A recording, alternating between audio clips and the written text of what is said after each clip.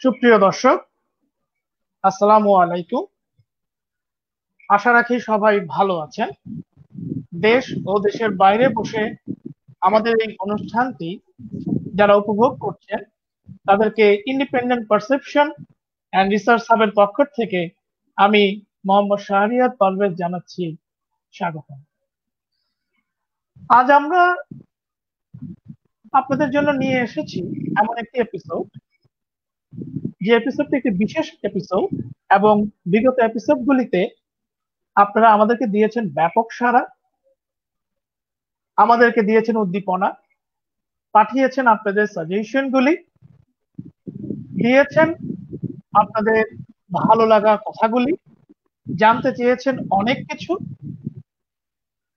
এবং আপনারা জানেন যে বিভাব দি পারসেপশন এমনই একটি টক শো যার মাধ্যমে আমরা সমাজের কিছু গুরুত্বপূর্ণ বিষয় সবসময় আপনাদের মাঝে তুলে ধরার চেষ্টা করি। হতে পারে সেটা দেশীয়, হতে পারে ইন্টারন্যাশনাল। এবং আমাদের সাথে থাকেন একজন এক্সপার্ট, একজন স্পেশালিস্ট, একজন গবেষক অথবা সমাজের বিভিন্ন স্তরের গুণী ব্যক্তিগণ। আর ওই ধারাবাহিকতায় আমাদের মাঝে আজকে উপস্থিত আছেন আমাদের সবার প্রিয় Emdad Haque, fashion designer, vice president of fashion design council Bangladesh and founder of Medha creative economic society. আজ তিনি আমাদের সাথে একটি গুরুত্বপূর্ণ বিষয় আলোচনায় অংশগ্রহণ করছেন, fashion industry and its future prospect, spotlight on Bangladesh. এই টক শোটি আপনারা সরাসরি উপভোগ করছেন ইন্ডিপেন্ডেন্ট পারসেপশন অ্যান্ড রিসার্চ হাবের অফিসিয়াল ফেসবুক পেজ থেকে। So if you have any kind of question about this topic, feel free ask your question in our official Facebook page. So আসুন আজকে আমরা আমাদের প্রিয় অতিথি এমদাদ হককে স্বাগতম জানাই। এমদাদ ভাই, প্রথমেই জানাচ্ছি আসসালামু আলাইকুম এবং স্বাগতম আপনাকে আইপিআরএচ এর বিভাব দি পারসেপশন টক শো। আপনি কেমন আছেন? Thank you very much. ওয়ালাইকুম আসসালাম। আমি ফিলিং ভেরি অনার্ড যে আপনি আমাকে ডেকেছেন এই এত আপনার একটা জনপ্রিয় প্রোগ্রামে। তো তার জন্য আমি নিজেকে অনেক ভাগ্যবান মনে করছি। আলহামদুলিল্লাহ যে এই প্যান্ডামিক সময় পর্যন্ত আমরা ভালো আছি, আমি ভালো আছি, সেটা অনেক বড় একটা পাওয়া। বাট ভালো আছি, এটা বড় বিষয়। জি, অনেক ভালো লাগলো। এবং এখন আমরা সবাই জানি যে একটি করোনার মহামারী কাল চলছে, তো এই সময় আপনি কিভাবে অতিবাহিত করছেন? আসলে আমি করোনা কালটাকে আলাদা করে ঠিক ওইভাবে পাইনি, বিকজ আমি একটা দীর্ঘ সময় ধরেই আমি আসলে একটা কোয়ারেন্টাইন লাইফ লিড করছিলাম, প্রায় 1.5-2 বছর ধরে বা তারও আগে 2.5-3 বছর।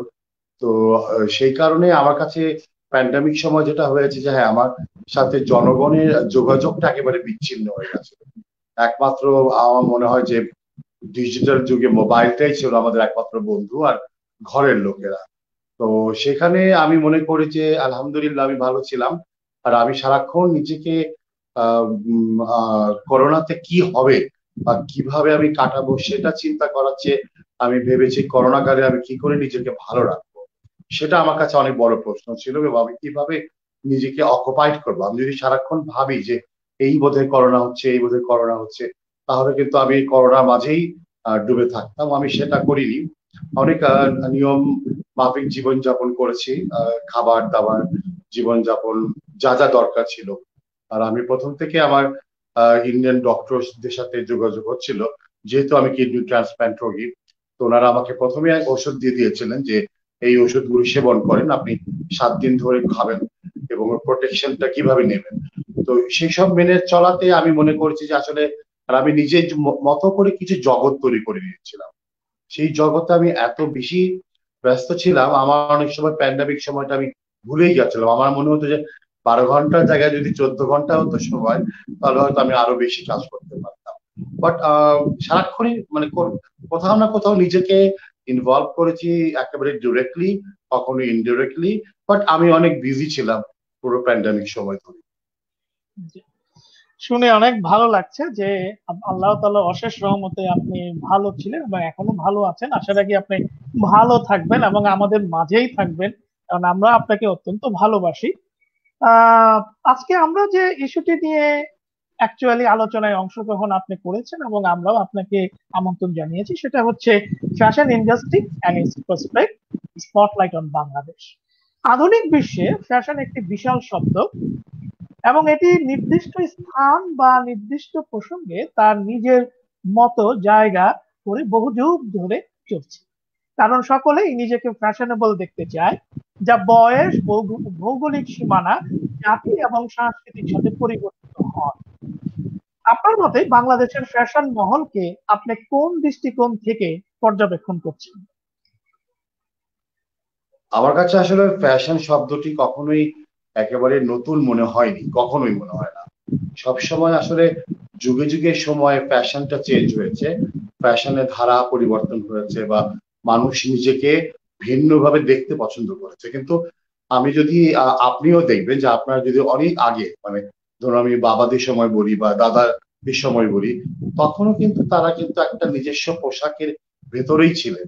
এবং আমরা সবসময় বলি যে বয়োবৃদ্ধ অথবা বয়স হয়ে গেলে মানুষের মধ্যে ফ্যাশন সচেতনতা কমে যায়, আসলে কিন্তু তা নয়। এবং অনেক সময় আমরা এটাও দেখবেন যে মেয়েরা অনেক বেশি ফ্যাশন সচেতন, কিন্তু ছেলেরা কম। কিন্তু আপনি যদি পর্যবেক্ষণ করে দেখেন যে একটা ছেলেকে যখন আপনি যে কোনো একটা শার্ট বা পাঞ্জাবি পরতে দিলে ওনারা কিন্তু ওই কাপড়টা পরতে চান না। তার মানে তার ভেতরে একটা সচেতনতা আছে যে আমি এই কাপড়টি পরবো।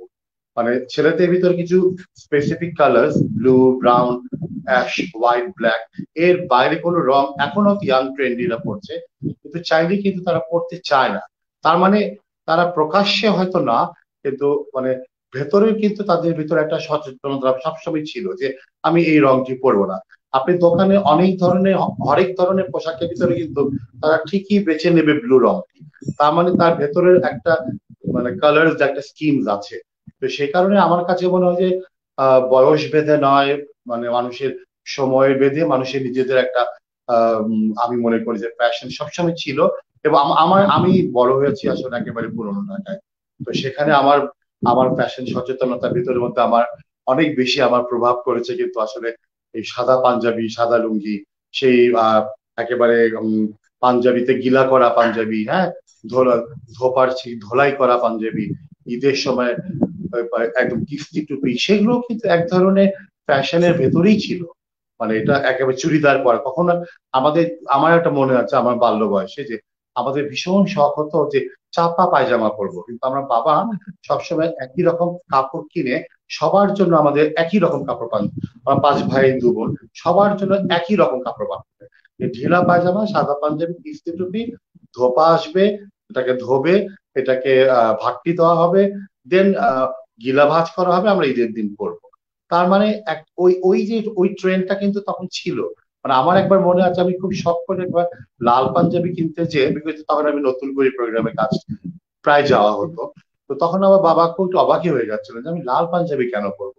পরে আমার মাকে দিয়ে আমি বুঝিয়েছি, মা আমাকে তো প্রোগ্রামে যেতে হয়, ওনারা আমাকে বলে তুমি একটু কালারফুল পাঞ্জাবি নিয়ে আসো। তো সেই কারণে আমি এটা কিনেছি। মেবি আমি পরবো না ঈদের দিন, কিন্তু ঈদের দিন আমি হোয়াইটই পরবো, কিন্তু আমি রেখেছি। তার মানে আসলে সব সময় ফ্যাশন ছিল, সময় যুগে যুগে ওটা পরিবর্তন হয়েছে, পরিবর্ধিত হয়েছে এবং সংশোধিত হয়েছে। জি, জি। আসলে আপনি যে কথাগুলি বলছেন, আমরা কিন্তু আসলে আপনি এইমাত্র বললেন যে সেই পুরান ঢাকার একটি ছোঁয়ার কথা আপনি বললেন, এবং সেখানেও কিন্তু একটি ফ্যাশনের কিন্তু একটি আমরা ট্রেন্ড কিন্তু লক্ষ্য করেছি এবং এখনো করছি। আপনি আপনি যেভাবে জিনিসটি বিশ্লেষণ করলেন, আসলে এভাবে কয়জন আমরা করেছি সেটা হলো গিয়ে কথা, কিন্তু সেখানেও কিন্তু ফ্যাশন যে বিষয়টা, সেখানেও কিন্তু আসলে ফ্যাশনের ধারা কিন্তু অব্যাহত ছিলেন এবং এখনো আছেন। অনেক বিশেষজ্ঞদের মতে ফ্যাশন উত্তরাধিকারী সূত্রে প্রাপ্ত, অর্থাৎ যদি আপনার বাবা সবসময় ভালো পোশাক পরিধান করেন, তাহলে সম্ভাবনা হলো যে আপনি বেশিরভাগ সময় টিকটক। আবার অনেকে এটাকে অনুলিপিকরণও বলছে। মডার্ন স্টাইল আইকনরা উন্নতিকরণ না করে ট্রেন্ডি হও এই কথাটি বেশি বলছে। আপনি এই কনসেপ্টটিকে কিভাবে দেখছেন? আপনি যদি প্রথমে আমাকে দিয়ে শুরু করেন, মানে আমি কিন্তু মানে একেবারে ছোটবেলা থেকে ওই ফ্যাশনের ধারার ভিতরেই, ফ্যাশন শব্দটা তখন প্রচলিত ছিল না। তখন ছিল যে একটা মানুষের ট্রেন্ড বা একটা সৌন্দর্যের বিষয়টা ছিল, ফ্যাশন জি, শব্দটা পপুলার ছিল না। মানে আমার মনে আছে, একটু আমি পিছনে গল্প বলি যে আমি দেখেছি আমার নানাদের ওখানে হাতে সেলাই করা পাঞ্জাবি হতো, যেটা আমরা এখন কল্পনাই করতে পারি না, কিন্তু আমার নতুন ট্রেন্ডে আমি হাতে সেলাই করা পাঞ্জাবি রাখছি। একেবারে জি, শবে বরাতের সময় ওই পাঞ্জাবিগুলো অর্ডার দেওয়া হতো, নবাব বাড়ি থেকেও দেওয়া হতো, এবং ওল্ড টাউনে সোনামুখী সুই দিয়ে হাতে সেলাই করা পাঞ্জাবি এবং ওটা গিলা ভাঁজ করা হতো। এই এত সূক্ষ্ম পাঞ্জাবি গুলো, এত সাজারে কাপড়, যেটা পাবনায় তৈরি হতো অথবা ইন্ডিয়া থেকে আসতো, ওই কাপড়গুলো এখন সাজাত করে তৈরি হয়, কিন্তু এত সূক্ষ্ম একটা বিষয়। তো আসলে ফ্যাশনের ধারাবাহিকতা সবসময় ছিল। আর আমার কাছে যেটা মনে ট্রেন্ডি, যে ট্রেন্ডি শব্দটা সাথে আমার কাছে মনে যে আমি ট্রেন্ডি পোশাক পরে আমি নিজে মানানসই কিনা, সেটা আমাকে ভাবতে হবে। ধরুন আজকে জি, আমি যদি আমি ইন্ডিয়ান, অনেকে আমরা আমাদের দেশ আমরা যতই বলি না কেন, আমরা কিন্তু ইন্ডিয়ান সিনেমা বা ইন্ডিয়ান যারা নায়ক নায়িকা মানে সবাইকে একটু ফলো করি বা চেষ্টা করি ফলো করতে। ধরুন আমি একটা নায়িকার কথাই বললাম না কেন, আজকে এখন মাধুরী দীক্ষিত নেই, কিন্তু অনেকে যারা নতুন যারা আছেন, নতুন ট্রেন্ডি জি, যারা আছেন, জি, তারা যে পোশাক পরে সেই পোশাকটি পরে যদি আমাদের দেশের একটি মেয়ে ওই পোশাকটি পরে, ওই ঠিক তার ওই স্বাস্থ্য সচেতন না হয়ে ওই পোশাকটি পরে যদি রাস্তায় বা পথে ঘাটে বা ঈদের প্রোগ্রামে যায় বা বাইরে যায়, আপনার কি মনে হয় সে ফ্যাশনেবল? সে কি ট্রেন্ডি? নো। যে পোশাকটি তাকে মানাবে, যে পোশাকটি পরে সে নিজেকে স্বাচ্ছন্দ্য বোধ করবে, যে পোশাকটি পরে তার চারিত্রিক গুণাবলীকে প্রকাশ করবে, তার হুম, প্রফেশনকে প্রকাশ করবে, তার জি, ব্যক্তিত্বকে প্রকাশ করবে, সেটাই হচ্ছে ট্রেন্ডি। আমি যদি একটা ছোট্ট করে বলি যে সুচিত্রা সেন, তাকে জি, কিন্তু আমরা সবাই আইকন হিসেবেই ভাবি। সুচিত্রা সেনকে কিন্তু এখন এই যে সুচিত্রা সেনের যে স্টাইলটা ছিল, সেটা কিন্তু এখনো ট্রেন্ড। আপনি সেই আজ থেকে 60 বছর আগেও কিন্তু মুভিতে আমরা যেরকম দেখেছি, এখনো কিন্তু আমরা সুচিত্রা সেনকে আমরা ওই আধুনিকই দেখি, মানে ওনাকে আধুনিক ভাবে আমরা চিন্তা করেছি। আমরা যদি ববিতাকে দেখি, ববিতা এখনকার ববিতা না, সেই সময়কার ববিতা একেবারে কিন্তু আধুনিক ছিল। কারণ আসলে এটা হচ্ছে সময় সঙ্গে সঙ্গে ট্রেন্ডি শব্দের চেয়ে বেশি ইম্পর্টেন্ট হলো যে আমি কি সত্যি ট্রেন্ডি পোশাকটি মানানসই যোগ্য হতে পারে আমার জন্য নাকি না, সেটা বোঝাটাই হচ্ছে আসলে ট্রেন্ডি পোশাক পরা, ফ্যাশনেবল হওয়া। এবং আমার কাছে মনে হয় যে এটার সাথে আরেকটা শব্দ ভীষণ ভাবে জড়িত, সেটা হচ্ছে জি, স্টাইল। স্টাইলটাই হচ্ছে আসল বিষয়। যে আমি আজকে আমি কিন্তু রেগুলার পাঞ্জাবি পরি, ওটা আমার স্টাইল। কিন্তু আমার জি, এখন আবার, যেহেতু আমি প্যান্ডামিক সময় বাসায় আছি, চট করে একটা শার্ট পরে নিই, সেটা আমি এখন হুম, স্বাচ্ছন্দ্য বোধ করি। আমি মনে করি যে এটাতে আমি পরে আমি স্টাইলটাকে ফিল করছি। কিন্তু আমি যদি এখন স্টাইলিশ ফিল না করে আমি যদি এখন একটা রং চঙে একটা টি শার্ট পরতাম, সেটা কিন্তু যেত না, তার মানে আমার স্টাইলের বাইরে। তো ফ্যাশন জি, শব্দের সাথে স্টাইল শব্দটা অনেক বেশি গভীর ভাবে আমি মনে করি যে উপযুক্ত। আমি যদি আব্দুল্লাহ আবু সাইদ স্যারকে বলি না কেন, জি, সাইদ স্যারকে আমার সারা জীবন দেখেছি সাদা পাঞ্জাবি আর একটা কোটি পরেছেন, উনি তো স্টাইলের হুম, ভিতরেই আছেন। আমরা যদি আবেগ হুম, ভাইকেই চিন্তা করি না কেন, আপনি দেখবেন সব সময় একটা প্রিন্টেড শার্ট পরতেন, ফতুয়া পরতেন। প্রফেসর ইউনূস, উনি নোবেল প্রাইজ দিয়ে এসেছেন পাঞ্জাবি আর কোটি পরে, উনি কি জি, স্টাইলের বাইরে? তো আসলে বিষয়টা হচ্ছে ধারণ করাটা, আমি কি ধারণ করছি, সেটাই হচ্ছে স্টাইল, সেটাই হচ্ছে তার নিজেকে ধারণ করাটাই হচ্ছে স্টাইল। ফ্যাশন বা ট্রেন্ডি শব্দটা না। But I love trendy. আমি দেখি, যত দেখবো যত বেশি আমি জানবো, তত বেশি আমি নিজেকে অ্যাডাপ্ট করতে আমি কি বলবো, স্বাচ্ছন্দ্য বোধ করবো। জি। চমৎকার বিশ্লেষণ আপনার। দর্শকরা ইতিমধ্যে দেশের বাইরে থেকে অনেক দর্শক আমাদের শোতে অলরেডি জয়েন করেছেন এবং তারা আমাদের শো দেখছেন। ইউকে থেকে সাবিয়া খান বলছেন, ঠিক বলেছেন এমদাদ ভাই, ভালো লাগলো। ইউএসএ থেকে বলছেন সাজ খান, উনি বলছেন নাইস স্পিচ এমদাদ স্যার। এবং হানিফ তালুকদার উনি বলছেন খুব সুন্দর কথা এমদাদ স্যার। তো এভাবে অনেক দর্শক আমাদের সাথে আছেন। দর্শক আপনারা আমাদের সাথে থাকুন, আমাদের সাথে আছেন আজকে আমাদের সবার প্রিয় এমদাদ হক। আমরা আপনাকে একজন ফ্যাশন স্পেশালিস্ট হিসেবে চিনি এবং বিভিন্ন সময় আপনি আমাদেরকে উপহার দিয়েছেন নান্দনিক সব ফ্যাশনেবল ডিজাইন। কিন্তু বর্তমানে আমরা দেখছি অনেকেই নতুন উদ্ভাবন না করে অন্য দেশ থেকে ট্রেন্ড কপি করে দেশীয় বাজারে তা উপস্থাপন করছে। এর প্রেক্ষাপটে আপনি কি বলতে চান? প্রথমত হলো যে আমি স্পেশালিস্টটা এখনো আমার নামের সাথে যোগসূত্র করতে চাই না, কারণ আসলে প্রতিদিনই কিন্তু শেখার সময়। প্রতিদিন আমি everyday is a learning day. আমার জীবনের প্রতিটা সময় কিন্তু এক একটা শিক্ষা, এক একটা বার্তা। তো আমার কাছে মনে হয় আই এম নট স্পেশালিস্ট। আমার এটা হওয়াটা অনেক কঠিন বিষয়, এই শব্দটার সাথে নিজেকে সংযুক্ত করা। আর যে প্রশ্নটা আপনি করেছেন আমাকে আরেকবার করলে আমি একটু রিকল করতে পারি যে জি জি জি, আমি আমি আমি আরেকবার বলছি যে আমরা দেখছি যে বর্তমানে অনেকেই নতুন উদ্ভাবন না করে অন্য দেশ থেকে ট্রেন্ড কপি করে এনে দেশীয় বাজারে তা উপস্থাপন করছে। এর প্রেক্ষাপটে আচ্ছা, আসলে আপনি এটাকে কিভাবে দেখছেন? আমি মনে করি যে দেখা হয় নাই চক্ষু মেলিয়া, এই শব্দটা দিয়ে আমি প্রমাণ করতে চাই। যত বেশি আচ্ছা, আমি দেখব, যত বেশি, যেমন আমি একটা ভালো বই, আমি যদি ম্যাট্রিক স্কুলে বলি, স্কুলের কথাই বলি, যে একটা ভালো বই বা ভালো নোট করার জন্য আমি কিন্তু অনেকগুলো বই দেখলাম, আপনিও দেখেছেন শিওর। জি কলেজে একটা ইকোনমিক্স এর একটা থিওরি লেখার জন্য আপনি অনেকগুলো বই কিন্তু ঘেটেছেন, পড়েছেন। জি ঠিক তেমনি যখন আপনি একটা নতুন পোশাক তৈরি করবেন, তখন কিন্তু আপনাকে অনেকগুলো রিসার্চ কিন্তু আপনাকে করতে হবে। সেটা হলো যে অনেকগুলো, এখন আগে যেমন ছিল না, আমার যেমন আগে শখ ছিল যে বই কেনা, বই পড়া, মানে ফ্যাশনের বই, বাইরে যাওয়া মানেই আমি বলতাম যে কি আনবো। আমার বাবা প্রচুর বাইরে যেতেন, বন্ধু বান্ধবরা, জি আমার জন্য টেক্সটাইলস এর বই আনো। তখন অনলাইন এত ছিল না, কিন্তু এখন হুম, হুম, অনলাইন, গুগল, পিন্টারেস্ট অনেক হয়ে গেছে। আমি যত বেশি দেখবো তত বেশি কিন্তু আমি শিখবো। এবং আমি যদি না দেখি, না শিখি, তাহলে পৃথিবী কোন দিকে যাচ্ছে, কোন ধারায় যাচ্ছে, কোন রঙে যাচ্ছে, কোন ট্রেন্ডে যাচ্ছে, তার সাথে কিন্তু আমি সম্পৃক্ত হব না। আমি ঘরে বসে একটা কোনায় বসে কিন্তু আমি নিজেকে আধুনিক করতে পারবো না, আমি নিজেকে শিক্ষিত করতে পারবো না।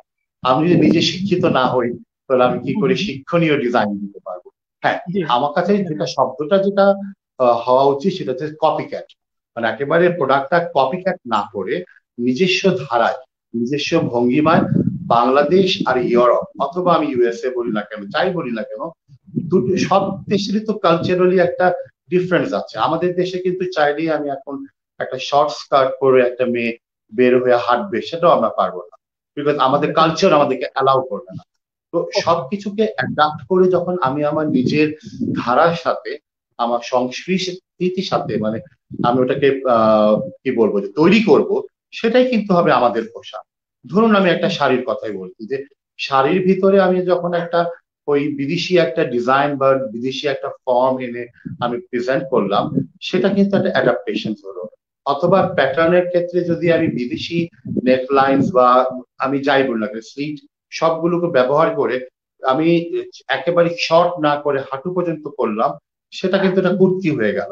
তার মানে হুম, এটা হুম, হচ্ছে যে ডিজাইনার কাজ করে, তার বোঝার বিষয়, তার বোধগম্যর বিষয়, যে আসলে আমাদের ট্রেন্ডের সাথে, আমাদের সংস্কৃতির সাথে এই পোশাকটি মানাবে। যে পোশাকটি পরবে, মেয়েরা জরুরি, আমি বলি যেহেতু ফ্যাশন বলতে অনেক সময় এটাকেই ম্যাক্সিমাম ক্ষেত্রে আমরা বুঝাই। আমার বোন জি যদি এই পোশাকটি পরে বাইরে যায়, সত্যিকার থেকে আমার কি খারাপ লাগবে না ভালো লাগবে, নিজেই কিন্তু আমি বিচার করতে পারবো। তো হুম, হুম, প্রশ্নের উত্তরটা হচ্ছে এখানে, যে জি আমাদের সংস্কৃতি ধারার সাথে মিল রেখে পোশাকটি পরাটাই হচ্ছে আমার কাছে মনে হয় যে প্রয়োজন। মানে কপিক্যাট শব্দটি না, নিজেকে, আমি যেমন একটা বিদেশি কাপড়, বিদেশি ডিজাইন আমি দেখলাম, কিন্তু আমি কি চাইলে এটাকে আমাদের তাঁতের কাপড়ে কনভার্ট করে ডিজাইনটাকে আমাদের মতো করে করতে পারি না? নিশ্চয়ই পারি। অবশ্যই এখন কিন্তু নিশ্চয়ই। বিদেশিরা কিন্তু আমাদের এশিয়ান ডিজাইনের প্রতি ভীষণ আকৃষ্ট হচ্ছে। জি আমাদের এমব্রয়ডারি, আমাদের কাঁথা, আমাদের কাঁথা ফোর হচ্ছে সোয়েটারে, কাঁথা ফোর হুম, হচ্ছে হুম, স্কার্টে। তার মানে তো আমরাও তো ওদেরকে এক ধরনের উপহার দিচ্ছি, তার মানে আমরা কেন ওদেরটা সরাসরি গ্রহণ করবো? ডেফিনেটলি। আহ, এই মুহূর্তে আমাদের সাথে অনেক দর্শক যুক্ত আছেন। ইতিমধ্যে একজন দর্শক আপনাকে একটি কোশ্চেন করেছেন, সাজিয়া পারভেজ। উনি বলছেন, ও and that why was the difference between the modern and traditional fashion? আরেকবার বলবেন, আমি শুনিনি শব্দটা। জি, উনি বলছেন, উনি একটা কোশ্চেন করেছেন, what is the difference between modern and traditional fashion? আচ্ছা, মডার্ন ট্রেডিশনাল হচ্ছে, ট্রেডিশন তো ট্রেডিশন, ট্রেডিশন কখনো মডার্নকে প্রেজেন্ট করে না। আপনি যখন ট্রেডিশনকে নতুন ধারায়, নতুন ধারায় বা নতুন, ধরুন আমি একটা ট্রেডিশনাল পাঞ্জাবি পরি অলওয়েজ, ঠিক আছে ফাইন, যখন আমি ট্রেডিশনাল পাঞ্জাবিকে নতুন একটা মেটেরিয়াল তৈরি হলো বা নতুন একটা নকশা আমি চোখে পড়লো, যখন আমি এটাকে রিপ্রেজেন্ট করলাম, তখন হচ্ছে এটা traditional with the modern concept. যেমন আমরা এটা এটা আমাকে বলতেই হবে যে আমি যেহেতু এফডিসিবি ভাইস প্রেসিডেন্ট, আমরা কিন্তু প্রতি বছর ট্রেসেমি ফ্যাশন উইক করি একটা, এফডিসিবি ট্রেসেমি ফ্যাশন উইক। যারা ওই TRESemme FDCB fashion week follow করেন বা দেখেন, বা যারা দেখেননি তারা ইউটিউবে দেখবেন, ওখানে কিন্তু যে শব্দটি আমার সিস্টার প্রশ্ন করেছেন, আমি উত্তর কিন্তু উনি পেয়ে যাবেন। এখানে কিন্তু আমরা দেশীয় পোশাককে কি করে মডার্ন কনসেপচুয়ালি আমরা প্রেজেন্ট করব, ইভেন তো কি আমরা কখনো ফ্যাশন উইকে কোনো দেশে কিন্তু মোটিভের ক্ষেত্রে লিমিটেশন দেওয়া হয় না, বাট আমরা কিন্তু লিমিটেশন দিয়েছি, এটা আমাদের স্বার্থে। আমাদের কখনো আমরা পিঠা দিয়েছি, কখনো নকশি দিয়েছি, কখনো আমরা জামদানি দিয়েছি, কখনো আমরা পুরনো বাড়ি কোন স্ট্রাকচার দিয়েছি, আমাদের কালচারাল হেরিটেজ গুলো আমরা দিয়েছি। কেন দিয়েছি? নতুন প্রজন্মকে জানাবার জন্য। কিন্তু আমরা বাধ্যতা করে দিয়েছিলাম যে কাপড় ব্যবহার করতে হবে কিন্তু দেশি কাপড়, তার মানে কিন্তু আর প্যাটার্নটা হবে কিন্তু ভেরি মডার্ন, মানে একেবারে ট্রেন্ডি। যেমন একজন বায়ার, এবং আমি যদি না দেখি না শিখি, তাহলে পৃথিবী কোন দিকে যাচ্ছে, কোন ধারায় যাচ্ছে, কোন রঙে যাচ্ছে, কোন ট্রেন্ডে যাচ্ছে, তার সাথে কিন্তু আমি সম্পৃক্ত হব না। আমি ঘরে বসে একটা কোনায় বসে কিন্তু আমি নিজেকে আধুনিক করতে পারবো না, আমি নিজেকে শিক্ষিত করতে পারবো না। আমি যদি নিজে শিক্ষিত না হই, তাহলে আমি কি করে শিক্ষণীয় ডিজাইন দিতে পারবো? হ্যাঁ, আমার কাছে যেটা শব্দটা যেটা হওয়া উচিত সেটা হচ্ছে কপি ক্যাট, মানে একেবারে প্রোডাক্টটা কপি ক্যাট না করে নিজস্ব ধারায়, নিজস্ব ভঙ্গিমায় বাংলাদেশ আর ইউরোপ, অথবা আমি ইউএসএ বলি না কেন, যাই বলি না কেন, দুটো সব দেশেরই তো কালচারালি একটা ডিফারেন্স আছে। আমাদের দেশে কিন্তু চাইলেই আমি এখন একটা শর্ট স্কার্ট পরে একটা মেয়ে বের হয়ে হাঁটবে, সেটাও আমরা পারবো না, বিকজ আমাদের কালচার আমাদেরকে অ্যালাউ করবে না। তো সবকিছুকে অ্যাডাপ্ট করে যখন আমি আমার নিজের ধারার সাথে, আমার সংস্কৃতির সাথে, মানে আমি ওটাকে কি বলবো যে তৈরি করব, সেটাই কিন্তু হবে আমাদের পোশাক। ধরুন আমি একটা শাড়ির কথাই বলছি, যে শাড়ির ভিতরে আমি যখন একটা ওই বিদেশি একটা ডিজাইন বা বিদেশি একটা ফর্ম এনে আমি প্রেজেন্ট করলাম, সেটা কিন্তু একটা অ্যাডাপ্টেশন হলো। অথবা প্যাটার্নের ক্ষেত্রে যদি আমি বিদেশি নেকলাইন্স বা আমি যাই বলি না স্লিট, সবগুলোকে ব্যবহার করে আমি একেবারে শর্ট না করে হাঁটু পর্যন্ত করলাম, সেটা কিন্তু একটা কুর্তি হয়ে গেল। তার মানে এটা হচ্ছে যে ডিজাইনার কাজ করে, তার বোঝার বিষয়, তার বোধগম্যর বিষয়, যে আসলে আমাদের ট্রেন্ডের সাথে, আমাদের সংস্কৃতির সাথে এই পোশাকটি মানাবে। যে পোশাকটি পরবে, মেয়েরা জরুরি, আমি বলি যেহেতু ফ্যাশন বলতে অনেক সময় এটাকেই ম্যাক্সিমাম ক্ষেত্রে আমরা বুঝাই, আমার বোন যদি এই পোশাকটি পরে বাইরে যায়, সত্যিকার থেকে আমার কি খারাপ লাগবে না ভালো লাগবে, নিজেই কিন্তু আমি বিচার করতে পারবো। তো প্রশ্নের উত্তরটা হচ্ছে এখানে, যে আমাদের সংস্কৃতি ধারার সাথে মিল রেখে পোশাকটি পরাটাই হচ্ছে আমার কাছে মনে হয় যে প্রয়োজন, মানে কপিক্যাট শব্দটি না। নিজেকে আমি যেমন একটা বিদেশি কাপড়, বিদেশি ডিজাইন আমি দেখলাম, কিন্তু আমি কি চাইলে এটাকে আমাদের তাঁতের কাপড়ে কনভার্ট করে ডিজাইনটাকে আমাদের মতো করে করতে পারি না? নিশ্চয়ই পারি। এখন কিন্তু বিদেশিরা কিন্তু আমাদের এশিয়ান ডিজাইনের প্রতি ভীষণ আকৃষ্ট হচ্ছে। আমাদের এমব্রয়ডারি, আমাদের কাঁথা, আমাদের কাঁথা ফোর হচ্ছে সোয়েটারে, কাঁথা ফোর হচ্ছে স্কার্টে। তার মানে আমরাও তো ওদেরকে এক ধরনের উপহার দিচ্ছি, আমরা কেন ওদেরটা সরাসরি গ্রহণ করবো? এই মুহূর্তে আমাদের সাথে অনেক দর্শক যুক্ত আছেন। ইতিমধ্যে একজন দর্শক আপনাকে একটি কোশ্চেন করেছেন, সাজিয়া পারভেজ। উনি বলছেন, and that why was the difference between the modern and traditional fashion? আরেকবার বলবেন, আমি শুনিনি শব্দটা। উনি বলছেন, উনি একটা কোশ্চেন করেছেন, what is the difference between modern and traditional fashion? আচ্ছা, মডার্ন ট্রেডিশনাল হচ্ছে, ট্রেডিশন তো ট্রেডিশন, ট্রেডিশন কখনো মডার্নকে প্রেজেন্ট করে না। আপনি যখন ট্রেডিশনকে নতুন ধারায় বা নতুন, ধরুন আমি একটা ট্রেডিশনাল পাঞ্জাবি পরি অলওয়েজ, ঠিক আছে ফাইন। যখন আমি ট্রেডিশনাল পাঞ্জাবিকে নতুন একটা মেটেরিয়াল তৈরি হলো বা নতুন একটা নকশা আমি চোখে পড়লো, যখন আমি এটাকে রিপ্রেজেন্ট করলাম, তখন হচ্ছে এটা traditional with the modern concept. যেমন আমরা এটা এটা আমাকে বলতেই হবে যে আমি যেহেতু এফডিসিবি ভাইস প্রেসিডেন্ট, আমরা কিন্তু প্রতি বছর ট্রেসেমি ফ্যাশন উইক করি একটা, এফডিসিবি ট্রেসেমি ফ্যাশন উইক।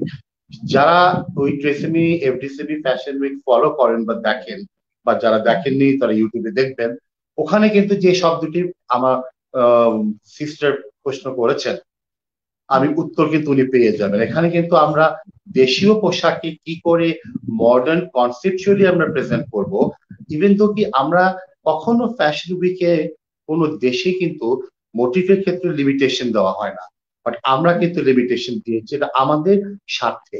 আমাদের কখনো আমরা পিঠা দিয়েছি, কখনো নকশি দিয়েছি, কখনো আমরা জামদানি দিয়েছি, কখনো আমরা পুরনো বাড়ি কোন স্ট্রাকচার দিয়েছি, আমাদের কালচারাল হেরিটেজ গুলো আমরা দিয়েছি। কেন দিয়েছি? নতুন প্রজন্মকে জানাবার জন্য। কিন্তু আমরা বাধ্যতা করে দিয়েছিলাম যে কাপড় ব্যবহার করতে হবে কিন্তু দেশি কাপড়, তার মানে কিন্তু আর প্যাটার্নটা হবে কিন্তু ভেরি মডার্ন, মানে একেবারে ট্রেন্ডি। যেমন একজন বায়ার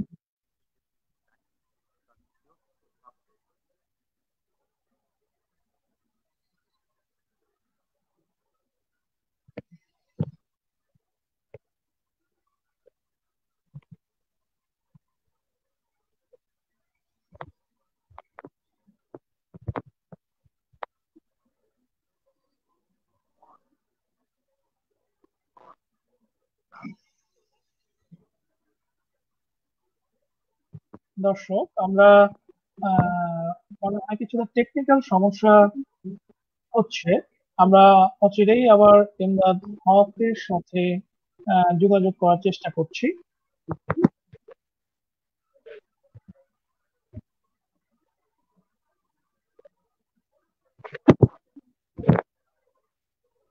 জি,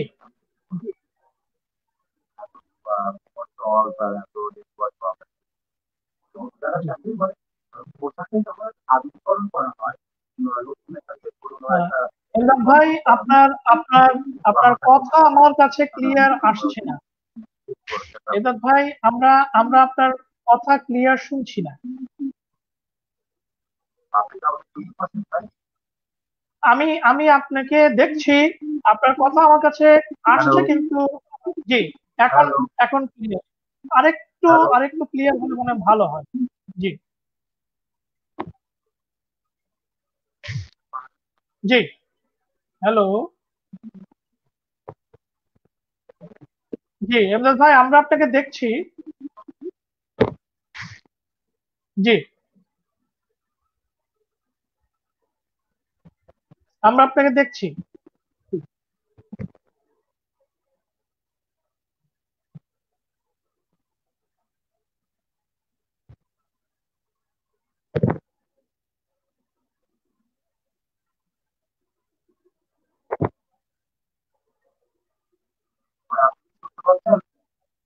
হ্যাঁ, আপনার আপনার কথা আমি শুনতে পাচ্ছি, কিন্তু জি, এখন দর্শক আপনারা আমাদের সাথেই থাকুন। মোস্ট প্রবাবলি ওনার, এমদাদ ভাইয়ের নেটে হয়তোবা একটু সমস্যা হচ্ছে, উনি এখনই হয়তোবা জয়েন করবে।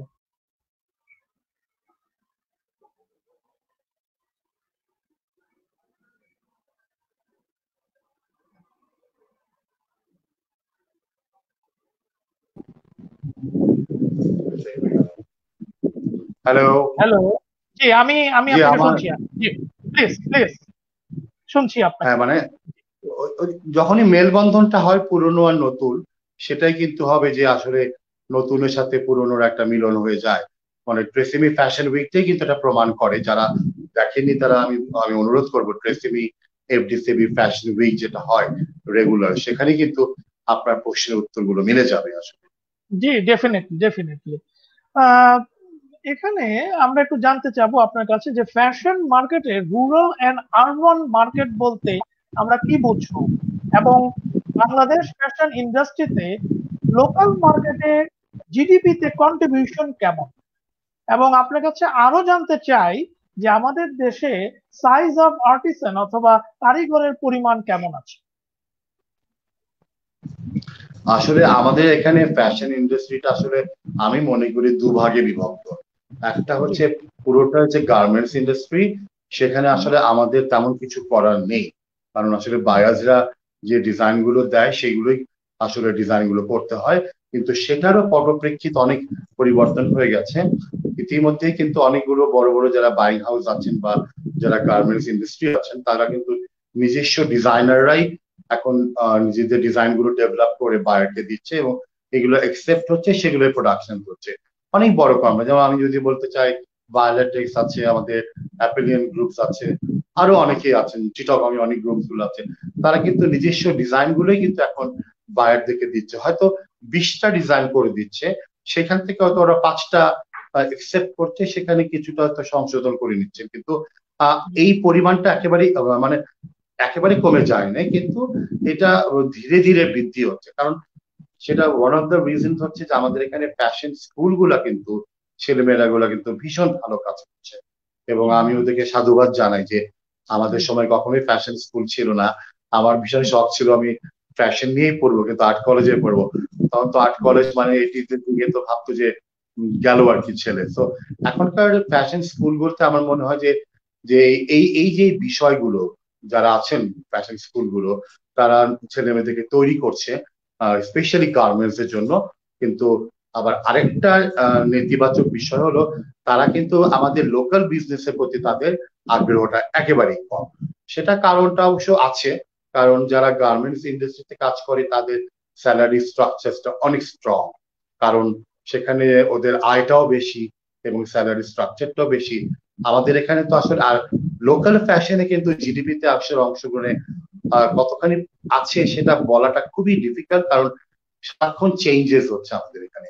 আর আমাদের এখানে যেমন আমাদের টোটালি জিডিপিতে আমি ঠিক এই মুহূর্তে বলতে পারবো না, কিন্তু টোটাল আমাদের বছরের ব্যবসার পরিমাণ কিন্তু প্রায় 1,000 কোটি টাকা, এবং আমাদের এখানে 5 লক্ষ যারা আর্টিসানরা আছে একেবারে ডিরেক্টলি জড়িত তাদের সাথে আছেন, এবং 30,000 কর্মী এবং তাদের সাথে জড়িত আছে 5 লক্ষ। তার মানে প্রচুর সংখ্যক যারা দেশে গ্রামে গঞ্জে বিভিন্ন মহলেই জড়িত আছেন, তারা প্রত্যেকেই যার যার মতো করে আমাদের এই লোকাল ইন্ডাস্ট্রিকে সাপোর্ট দিচ্ছে। লোকাল ইন্ডাস্ট্রি কিন্তু ভীষণ ভাবে বেসড অন হ্যান্ডলুম, যারা আমাদের বিভিন্ন অঞ্চলে যেগুলো আছে, যারা কারিগর আছে আমাদের, যারা হাতের কাজ করে, এমব্রয়ডারি করে, টেইলার্স ইউনিট, সেটাও কিন্তু সংখ্যার দিক থেকে কম না। 1,000 কোটি টাকা কিন্তু কম নয় আমাদের দেশের জন্য। এই 17 কোটি মানুষের জন্য লোকাল কাপড়ের ডিমান্ড কিন্তু কম না, সেটাও একটা বড় বিষয়। আর গার্মেন্টস এর ইন্ডাস্ট্রি আসলে এটা তো আসলে বলার অপেক্ষা রাখে না, এটা সবারই চোখে দেখা যায় garments industry doing very well. যদিও এই প্যান্ডামিকের কারণে গার্মেন্টস এর পরিমাণটা অনেক হ্রাস পেয়েছে, অনেক বায়ার্সরা হয়তো প্রোডাক্টটা কমিয়ে দিয়েছে, কিন্তু কমিয়ে দিলে লাভ নেই, কারণ ওদের প্রোডাক্টের প্যাটার্নটা ওনারা চেঞ্জ করে ফেলেছে। যেমন ধরুন যেমন আগে যেমন খুব এমবেলিশমেন্ট চাইতেন, যে অনেক এমব্রয়ডারি, অনেক কারুকাজ করা, হুট করে প্রোডাক্ট, কিন্তু এখনকার প্রোডাক্টের সিম্পলিসিটি ইজ ভেরি ইম্পর্টেন্ট। চট করে প্যান্ডামিকের সময় কি পরা উচিত, যেমন একটা স্কার্ফ ইজ ভেরি ইম্পর্টেন্ট। আমি আমি যেহেতু আমি আমি ওয়ার্ক অ্যান্ড হোম, যেটা নতুন শব্দ, আমরা অনেক কিছু কিন্তু শিখেছি নতুন শব্দ, প্যান্ডামিক, কোয়ারেন্টাইন, হোম ওয়ার্ক। আগে কখনো এই সবগুলো মানে বাসায় বসে কাজ করা, হ্যাঁ, তো এগুলো তো শিখিনি আগে, মানে শব্দগুলো পরিচিত ছিল না আমাদের কাছে। তো সেই সব কারণে আমি একটা শার্ট পরে আছি, দ্যাট ইজ মোর ইম্পর্টেন্ট। আমার নিচে কি পরে আছে দ্যাট ইজ নট ইম্পর্টেন্ট। তো pyjama is very important, upper is level is important. এখন পোশাক ট্রেন্ডটা চেঞ্জ হয়ে গেছে। বাইরেও দেখবেন যে যারা কষ্টকর হয়েছে গার্মেন্টস এ, যারা প্রিভিয়াসলি প্রোডাক্ট গুলো নেক্সট সিজনের জন্য বানিয়ে ফেলেছে, সেগুলো কিন্তু স্টক বিল্ড আপ হচ্ছে, হতে পারে, অথবা হয়তো বলবে যে তোমরা সেগুলোকে, বিদেশি বাইরেরা তো ভীষণ চালাক, বলবে তুমি এগুলাকে যদি না কমিয়ে দাও তোমাদের প্রোডাক্ট আমি নেবো না। এখন ব্যবসা করতে গেলে তো এই প্রোডাক্টটা ছাড়তেই হবে। তো হয়তো বলবে যে তোমার $1 প্রোডাক্ট তুমি এখন আমাকে 50 সেন্টসে দিয়ে দাও। এখন কি করবে, প্রোডাক্টটা ছাড়তে হবে। এইসব চালাকি অনেক সময় ব্যবসায়ীরা করেন, কিন্তু প্রোডাক্টের প্যাটার্ন চেঞ্জ হয়ে যাচ্ছে, তো সেটা একটা বড় ভূমিকা গার্মেন্টস এ তো আছেই, বাট কিছুটা মন্দা ভাব রয়েছে বলে আমার মনে হয়, মনে হয় না, এটা আসলে অবধারিত হয়েছে। হুম, হুম, হুম। জি, আপনি অনেক বিশ্লেষণ করে অনেক সুন্দর কথা বলেছেন এবং দর্শকরাও আপনার সাথে একমত পোষণ করছে। অনেকেই বলছেন যে রাইট। রিমঝিম উনি বলছেন yes you are right Emdad ভাই। সাজ খান উনি বলছেন ইয়েস। দর্শকরা আপনারা আমাদের সাথে এইভাবেই যুক্ত থাকুন। আমাদের সাথে আছেন এমদাদ হক, আমাদের অত্যন্ত প্রিয় ব্যক্তি, fashion designer and the Vice President of fashion design council Bangladesh. Ah, Emdad ভাই, আমরা লক্ষ্য করছি যে ফ্যাশন ডিজাইনে ডিজাইনিং লেভেল বলে একটি কনসেপ্ট আছে। মূলত এই কনসেপ্টটি কি এবং বাংলাদেশ মার্কেটে আমরা কোন ডিজাইনিং লেভেলটি বেশি ব্যবহার করি এবং কেন? আমি লেভেল বলতে কি আপনি বোঝাতে চাচ্ছেন যে আমরা কোন স্তরে আছি, নাকি জি, আপনি বোঝাতে চাচ্ছেন যে আমরা কোন ধারায় আছি? কোন ধারাতে আসলে আমরা আছি বেসিক্যালি? আচ্ছা, আমাদের আমাদের প্রোডাক্টটা কিন্তু আসলে একেবারে যেটা মনে করি very much ready to wire. মানে মানুষের ফ্যাশনেবল প্রোডাক্ট তো অনেক ধরনেরই হয়, আমরা চটজলদি পোশাক, কারণ হচ্ছে যে এখন কিন্তু মেয়েরা সবাই কর্মজীবী, মানে সবাই কর্মজীবী বলে পোশাকের ট্রেন্ডটা কিন্তু চেঞ্জ হয়ে গেছে। যেমন কখনোই কিন্তু আমরা আজ থেকে 20 বছর আগেও কুর্তি শব্দটা কিন্তু আমাদের এখানে প্রচলিত ছিল না। মেয়েরা এখন কুর্তি পরে একটা জিন্স পরে অফিস করছে, সেটা একটা ধারা, সেটা একটা সালোয়ার কামিজ পরে এখন মানুষ খুবই কম, শাড়িটা হচ্ছে একেবারে ওকেশনালি বিয়ে ছাড়া পরে না। কিন্তু আবার মজা হলো আমাদের দেশে, না আমি অনেক একটু গল্প বলি, যে মাদ্রাজে কিন্তু ওরা শাড়ি পরেই কিন্তু অফিস করে। শাড়িটাকে ওরা ওই প্যান্টের মতো করে বানিয়ে নিয়েছে সেলাই করে, এবং ওরা সাইকেল চালিয়ে মাদ্রাজে ওরা শাড়ি পরে অফিস করছে, কিন্তু আবার শাড়ির ভেতরে পকেট আছে। তো সেটাকে ওরা কিন্তু মডিফাই করে নিয়েছে, মডিফাই করে শাড়িও পরছে, আবার ওই মডার্ন কাপড়টাও পরছে, এবং ওটাকে মডিফাই করছে, সাইকেলও চালাচ্ছে।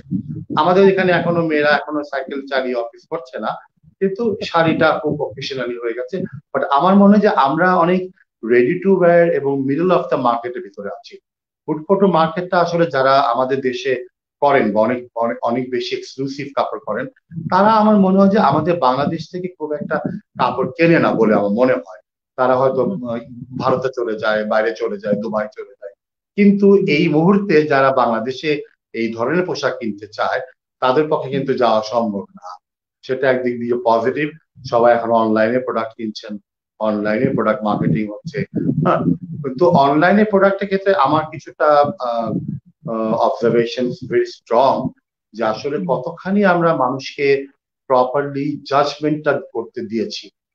আমার নিজের অভিজ্ঞতায় আমি বলি যে আমি কোরবানির রোজার ঈদে কাপড় কেনার তো কোনো প্রশ্নই ওঠে না, তখন প্যান্ডামিকে আসলে আমরা বাঁচি না মরি সেটাই আমরা জানতাম না। কিন্তু যখনই আমরা কোরবানির ঈদে মোটামুটি আমরা একটু স্লোলি হয়ে গেছে, একটু ডক্টররা বলছেন বাইরে যাওয়া উচিত, ফ্রেশ অক্সিজেন দরকার, তখন আমি কিছু অনলাইনে প্রোডাক্ট অর্ডার দিয়েছি। তো আমি ভীষণ মানে দুঃখ পেয়েছি, তো আমি খুবই পরিচিত দোকান থেকে কিনেছি, নাম দাম বলবো না, বন্ধু আমার, আমি চাই না তাকে লজ্জা দিতে। আর কাপড়গুলো কিনে আমি দেখলাম যে যে কাপড়টা আমি কিনেছি সেটা একেবারে উইন্টার বেস কাপড়। একটা সামারে কখনো 10 কাউন্টের কাপড় হতে পারে না, সামারে কাপড় হবে 80 কাউন্ট 60 কাউন্ট, যদি আমি কাপড়টা ধরে দেখি। বাসায় আসার পর দেখি 10 কাউন্টের কাপড়, একটা কম কোট বা একটা খুব মোটা ধরনের। দিস ইজ নট ফর একেবারে সামার না, মেবি কালার্স আর সামার্স, ভেরি সফট টোন, কিন্তু মেটেরিয়াল ইজ নট। এখন আমি কিন্তু অনলাইনে কিন্তু আমি মেটেরিয়ালটা বুঝতে পারছি না, এবং যারা বিক্রি করছে তারাও কিন্তু মেটেরিয়ালের ডিসক্রিপশন দিচ্ছে না, যে আমি এটা 10 কাউন্টস বা 10 ডাবল বা 20 ডাবল দিয়ে দিলে কিন্তু আমি বুঝতাম যে আমি এটা নিবো না, this is not for summer. আমি একটা জামা কিনেছি খুব সুন্দর আমার রিলেটিভদের জন্য, দেখি বোতামই দেয়নি, পরে আমাকে বললো যে পাঠিয়ে দেন, আমি বোতামটা লাগিয়ে দিই। তখন আমি বললাম যে 1000 টাকা পেট্রোল ভাড়া দিয়ে বোতাম লাগাবাচ্ছে, আমার ভাবিকে 10 টাকা বিকাশ করে দিলে সে ওই বোতামটা লাগিয়ে নিতে পারে। So this is the market. আমার কাছে মনে হয় যে অ্যাডাপ্টেবিলিটি এখনো আমাদের ভেতরে অনলাইন মার্কেটে ভয় ভীতি আছে। আরেকটা ছোট্ট উদাহরণ দিই, আমি একটু গল্প জি। করছি কিন্তু আসলে না, মানে না, না। আমি আমি বাইরে থেকে এরকম আমার একটা বন্ধু ইলিশ মাছ পাঠিয়েছে আমাকে, আমার বন্ধু পাঠিয়েছে, হুম, আমি অনলাইনে পাঠাওকে বলেছি যে আমাকে একটু অমুক বাসায় দিয়ে আসো, আমার বন্ধুর বাসায়। কেন আমার হুম, বন্ধু হুম। প্রতিদিন আমার কিছু না কিছু খাওয়া পাঠায়, এটা আচ্ছা। পাঠায় সেটা পাঠায়, তো আমার একটা মনে হয় যে আমি এমন কিছু একটা পাঠাই যেটা সে একটু অবাকই হয়। তো আমি একেবারে হুম, কক্সবাজার থেকে মাছ ধরিয়ে এনে এবং রূপচাঁদা মাছ, ফ্রেশ মাছ, হুম, যেমন জ্যান্ত হুম, মাছ আমাকে ছবি তুলে ভিডিও তুলে পাঠিয়েছে, সেটা আমি হুম। পাঠিয়ে দিয়েছি। ঠিক মাছ আচ্ছা। পথে ছেলেটা খুব কান্নাকাটি করে বলছে, sir I am so sorry for that, আমার মাছটা পড়ে গেছে, গাড়িতে আমি খুব যত্ন করে বেঁধেছিলাম কিন্তু পড়ে গেছে, আর আমি একটু মিষ্টিও দিয়েছিলাম, সেটা আছে। হুম, হুম, তো আমি অনেকক্ষণ, প্রথমে তো আমি ভীষণ ক্ষেপে গেছি, আমি একটু রাগী হলাম। পরে আমি আর আমার ওয়াইফ মিলে ভাবলাম আসলে বিষয়টা তা নয়। তার কাছে প্যান্ডামিকের পর 2.5 কেজি মাছের একটা ইলিশ মাছ আর 1 কেজি ওজনের একটা রূপচাঁদা মাছ, তার জি। ওই ওই যে, এটাকে আমি বলবো না যে লোভ, তার কাছে হুম, এটা হুম, দেখে মনে হয়েছে যে আমিও তো বহুদিন খাই না, আমার হুম, হুম। মাকেও তো আমি বহুদিন এই ধরনের মাছ খাওয়াতে পারি। তো পরে ডেফিনেটলি। আমার মনে হয়েছে যে ডাজন্ট ম্যাটার, আমি বলেছি ঠিক আছে তুমি হারিয়ে ফেলেছো, এটা নিয়ে আর কথা বলা দরকার নাই, হুম, যাই হয়েছে আমি এটা নিয়ে কথা বলতে চাই না। আর তোমার হুম, কাছে যে মিষ্টিটা আছে তুমি সেটা হুম, আজিমপুর কবরস্থানে দিয়ে দাও, কারণ আমার হুম, বন্ধু আজিমপুর থাকে। বলে হুম, উনি হুম, ও বিশ্বাসই করতে চায় না, বলে আপনার বাসায় ফেরত দিয়ে যায়। আমি বলি, তুমি কি চিন্তা করে দেখেছো যে তুমি এত টাকা পেট্রোল খরচ করে তুমি শুধু মিষ্টিটা আমাকে দেবে, আর তুমি বলছো যে তুমি সারাদিন ব্যস্ত, রাতের বেলা আমাকে মিষ্টিটা কি খাওয়ার যোগ্য হবে? বরং তুমি হুম, হুম, দিয়ে দাও আর বলবো যে আমাদের জন্য দোয়া করো। মানে হুম, হুম। সেখানেও আমার কাছে মনে হয় কি বিশ্বাসযোগ্যতাটা তৈরি হয়নি। এই গল্পটা ডেফিনেটলি। বলার পেছনে রয়েছে যে এই যে আমরা ডেলিভারি দিচ্ছি অনলাইনে, হুম, সেখানেও হুম, বিশ্বাসযোগ্যতা নাই। হুম, হুম, মানে হুম, কাপড়ের কোয়ালিটি ক্ষেত্রেও বিশ্বাসযোগ্যতা নাই। আপনি একটা হুম, হুম, ভালো খাবার অর্ডার দেবেন, দেখবেন যে খাবারেও বিশ্বাসযোগ্যতা হচ্ছে না। আমি একটা ডেফিনেটলি। বাইরে থেকে খাবার এনে আমি 10 বার ভাবি প্যাকেটটা আমি বাসায় ঢোকাবো কিনা। এই জি। বিষয়গুলো আমার মনে হয় যে অনলাইন মার্কেটিং এর ক্ষেত্রে অনেক বড় ইম্পর্টেন্ট। যদি হুম, হুম। প্রসঙ্গের বাইরে আমি কথা বলছি। না, না, ইটস ওকে, ইটস ওকে। কারণ আমাদের জানতে হবে আপনি আপনি যে বিষয়গুলি এখন বলছেন এগুলি ফ্যাক্ট, এবং আমরা আপনার মতো আমিও হয়তো এর ভুক্তভোগী, হয়তো আমার মতো আরেকজনও ভুক্তভোগী, বাট আমাদের সচেতনতা থেকেই তো অনেকে জানবে, অনেকে শিখবে। এবং আপনি যে কথাটি বললেন এটা কিন্তু একটা ইকোনমি, একটা এফেক্টও কিন্তু আমরা দেখছি যে ইকোনমিতে কিন্তু বড় রকমের একটি ধস কিন্তু নেমেছে অলরেডি। তো সেটার একটি আপনার হলো গিয়ে এফেক্ট আমরা আপনার এই মাত্র যে আপনি একটি ঘটনা আমাদের সাথে শেয়ার করে সেখান থেকে কিন্তু পাচ্ছি। ইনফ্যাক্ট আমার আপনার কাছে রিয়েল এতটাই অর্থে কিন্তু আগামী আগামী 2-3 বছর কিন্তু মানুষ অনলাইনেই চলবে। এখন হুম, হুম, নতুন শব্দ আমরা শিখছি, space management. You don't need space, তুমি বাসা থেকে বসে কাজ করো, এবং প্রমাণ তো পাচ্ছে, বাসায় বসেও কাজ করে রেজাল্ট পাচ্ছে সবাই। তো একদম, স্পেস ম্যানেজমেন্ট শব্দটা অনেক ইম্পর্টেন্ট। definitely। আমরা আপনার কাছে তো জানতে চাচ্ছি যে মহামারী করোনার কারণে গ্লোবাল ইকোনমিতে একটি বড় ধস নেমেছে, এবং 1870-এর পর 2020-কে অনেক ইন্টারন্যাশনাল এক্সপার্টরা একটি অর্থনৈতিক মন্দা বলে আখ্যায়িত করছেন, যেখানে গ্লোবাল ইকোনমিতে এক্সপেক্টেড লস হলো 5.8 থেকে 8.8 ট্রিলিয়ন ইউএসডি। তাহলে এই অবস্থায় বা অথবা পোস্ট করোনার সময় আমাদের ফ্যাশন ইন্ডাস্ট্রি গুলোতে এর কেমন প্রভাব পড়বে, বা এই ফিউচারে কেমন প্রভাব পড়বে বলে আপনি মনে করছেন? মানে আসলে যেই সময়টায় প্যান্ডামিক হয়েছিল সেই সময়টার এফেক্টটা কিন্তু আমাদের এখন এই অক্টোবর নভেম্বর, যারা ওই সময় এফেক্ট করেছিল সেটা কিন্তু নেক্সট সিজনে বা নভেম্বর ডিসেম্বরে অলরেডি মার্কেটিংটা হয়ে গেছিল। মানে এটা মার্কেটিং, স্যাম্পল মার্কেটিং হয়ে গেছে। এটা হয়তো জানুয়ারি ফেব্রুয়ারির দিকে প্রোডাক্টটাকে ডিসপ্লে করা হতো বিভিন্ন স্টোরে। তো সেটা জি। নিয়ে আসলে তো একটা মন্দা ভাব ছিলই। আমরা জেসিপিনি মতো স্টোর আমরা দেখেছি প্রায় বন্ধ হওয়ার উপক্রম ছিল। যারা তার অনেকগুলো দোকান স্টোর অফ করে দিয়েছে। ইউরোপে অনেকগুলো যারা বুটিক বিজনেস করতেন বা বড় বিজনেস করতেন, চেইন স্টোর গুলো সবাই কিন্তু নিজে থেকে মানে সংকুচিত করে নিয়ে এসছে। মানে বারবার কিন্তু আমি ইউকে মার্কেট বা ইউরোপের মার্কেটে অনেকগুলো কাজ করতে যে মানে রিসার্চ করতে যে আমি দেখেছি, তারা কিন্তু বলছে যে লেস প্রোডাকশন, স্লো প্রোডাকশন, এবং হচ্ছে তোমরা কম সংখ্যক প্রোডাক্ট তৈরি করো, মানে অনেক অধিক প্রোডাক্ট মানে পোশাক তৈরি করে তোমরা আটকে যেও না, কারণ জি। এটা কিন্তু একটা আমরা কিন্তু এখনো জানি না প্যান্ডামিক কোন সিচুয়েশনে যাচ্ছে, কারণ আমরা এখন বলছি সেকেন্ড ফেজ, আবার কেউ বলছে থার্ড ওয়েভ। তো আসলে এই ওয়েভ গুলাতে প্যান্ডামিক কোথায় দাঁড়াবে তার জন্য বলা হচ্ছে যে স্লো প্রোডাকশন। আর আরেকটা শব্দ, যদিও আপনি প্রসঙ্গটা আনেন নাই, আমি আমি তুলতে চাই যে slow production, sustainability, eco friendly বা রিসাইক্লিং প্রোডাক্ট, এগুলো কিন্তু হচ্ছে এখনকার modern words and modern fashion world. যে আমি আমার পুরোনো পোশাকটা পরে আমি ছিঁড়ে ফেলে দিলাম, এখন আর ছিঁড়ে ফেলে দেওয়ার সময় নেই, ওই প্রোডাক্ট গুলোকে রিসাইকেল করে আবার কিন্তু সুতা তৈরি করে বানানো হচ্ছে। এখন কলা গাছ দিয়েও কিন্তু ইকো ফ্রেন্ডলি পোশাক তৈরি করা হচ্ছে, আনারস দিয়ে করা হচ্ছে। মানে আমরা যত দিন যাচ্ছে আমরা কিন্তু তত বেশি নেচারের কাছে আমরা ফেরত যাচ্ছি।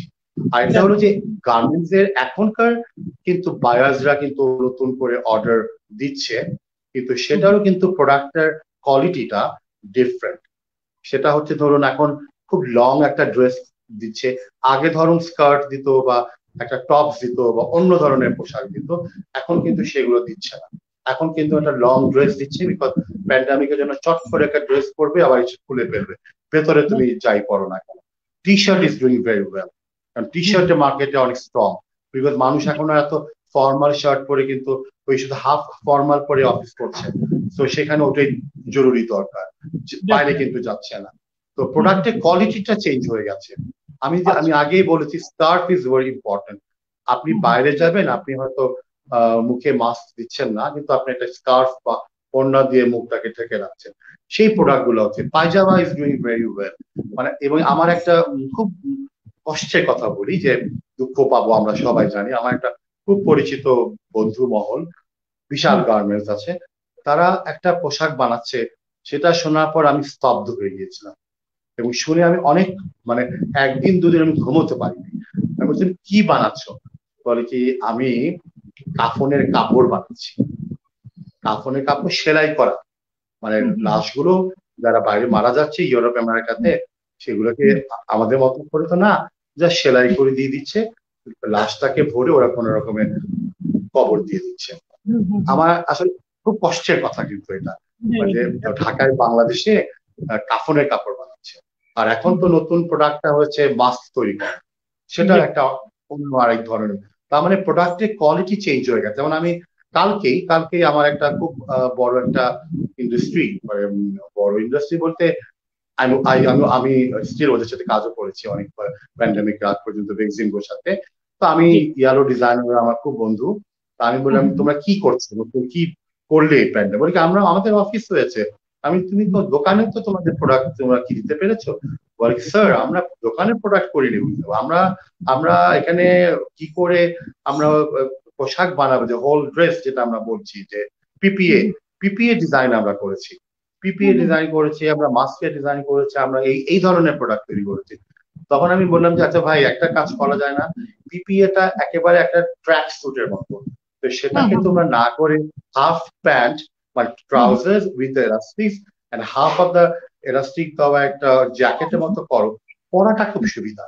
কারণ ওই পুরো কাপড় খুলে বের করা কিন্তু বাইরে নট সো ইজি। তো তোমরা প্যান্ডামিকের জন্য যদি এরকম একটা কিছু করো, সেটা কিন্তু ভালো। তার মানে আমাদের দেশে এখন পোশাকের ট্রেন্ডটা চেঞ্জ হয়ে গেছে, ইউ নো দ্যাট, যে ওই স্টাইলিশ শার্ট বা কোনো কিছু করছে না, প্রোডাক্ট মানে অর্ডার হচ্ছে। এখন যেমন নতুন অর্ডার কিন্তু অনেক ডেভেলপ হচ্ছে, নতুন কোয়ারিজ হচ্ছে, নতুন স্যাম্পলস হচ্ছে, কিন্তু টোটালি ডিফারেন্ট। মানে প্যান্ডামিকের এফেক্টের ফলে যে পোশাকটা আগামীতে চলবে সেটাই হবে। যেমন আমরা কিন্তু এই প্যান্ডামিক কিন্তু পৃথিবীতে প্রথম না, আমরা অনেক আগেও কিন্তু দেখেছি, প্লেগ হয়েছে যখন, আমরা কিন্তু আপনি ভিডিও বা রিসার্চ করে দেখবেন যে তখনও কিন্তু একজন ইনফ্লুয়েঞ্জা হয়েছিল, মাস্ক ব্যবহার করা হতো, কিন্তু সেটা নতুন কিছু নয়, এটাকে মানে নতুন পুরনোটাকেই আবার নতুন করে ধারণ করা হচ্ছে। আমি কি একটু বেশি বলে ফেলেছি না? ঠিক আছে। নো নো নো ভাই, আপনার আপনার কথা আমাদের অনেক ভালো লাগছে এবং দর্শকরা আপনার সাথে একমত পোষণ করছে, এবং আমরা জানছি, আমরা আপনার কাছ থেকে অনেক কিছু নতুন নতুন জিনিস জানছি। ইনফ্যাক্ট আমার নেক্সট যে কোশ্চেনটি ছিল সেটা আপনার কাছে এমন হতো যে ফ্যাশন মার্কেটে আমরা সাস্টেনেবিলিটি অথবা রিসাইকেল মার্কেটিং বলতে কি বুঝবো, এবং নিউ লাইন প্রোডাক্ট ও ন্যাচারাল ফ্যাব্রিক এবং ডাইং এর গুরুত্ব কতটুকু এবং এর এলিমেন্ট গুলি কি?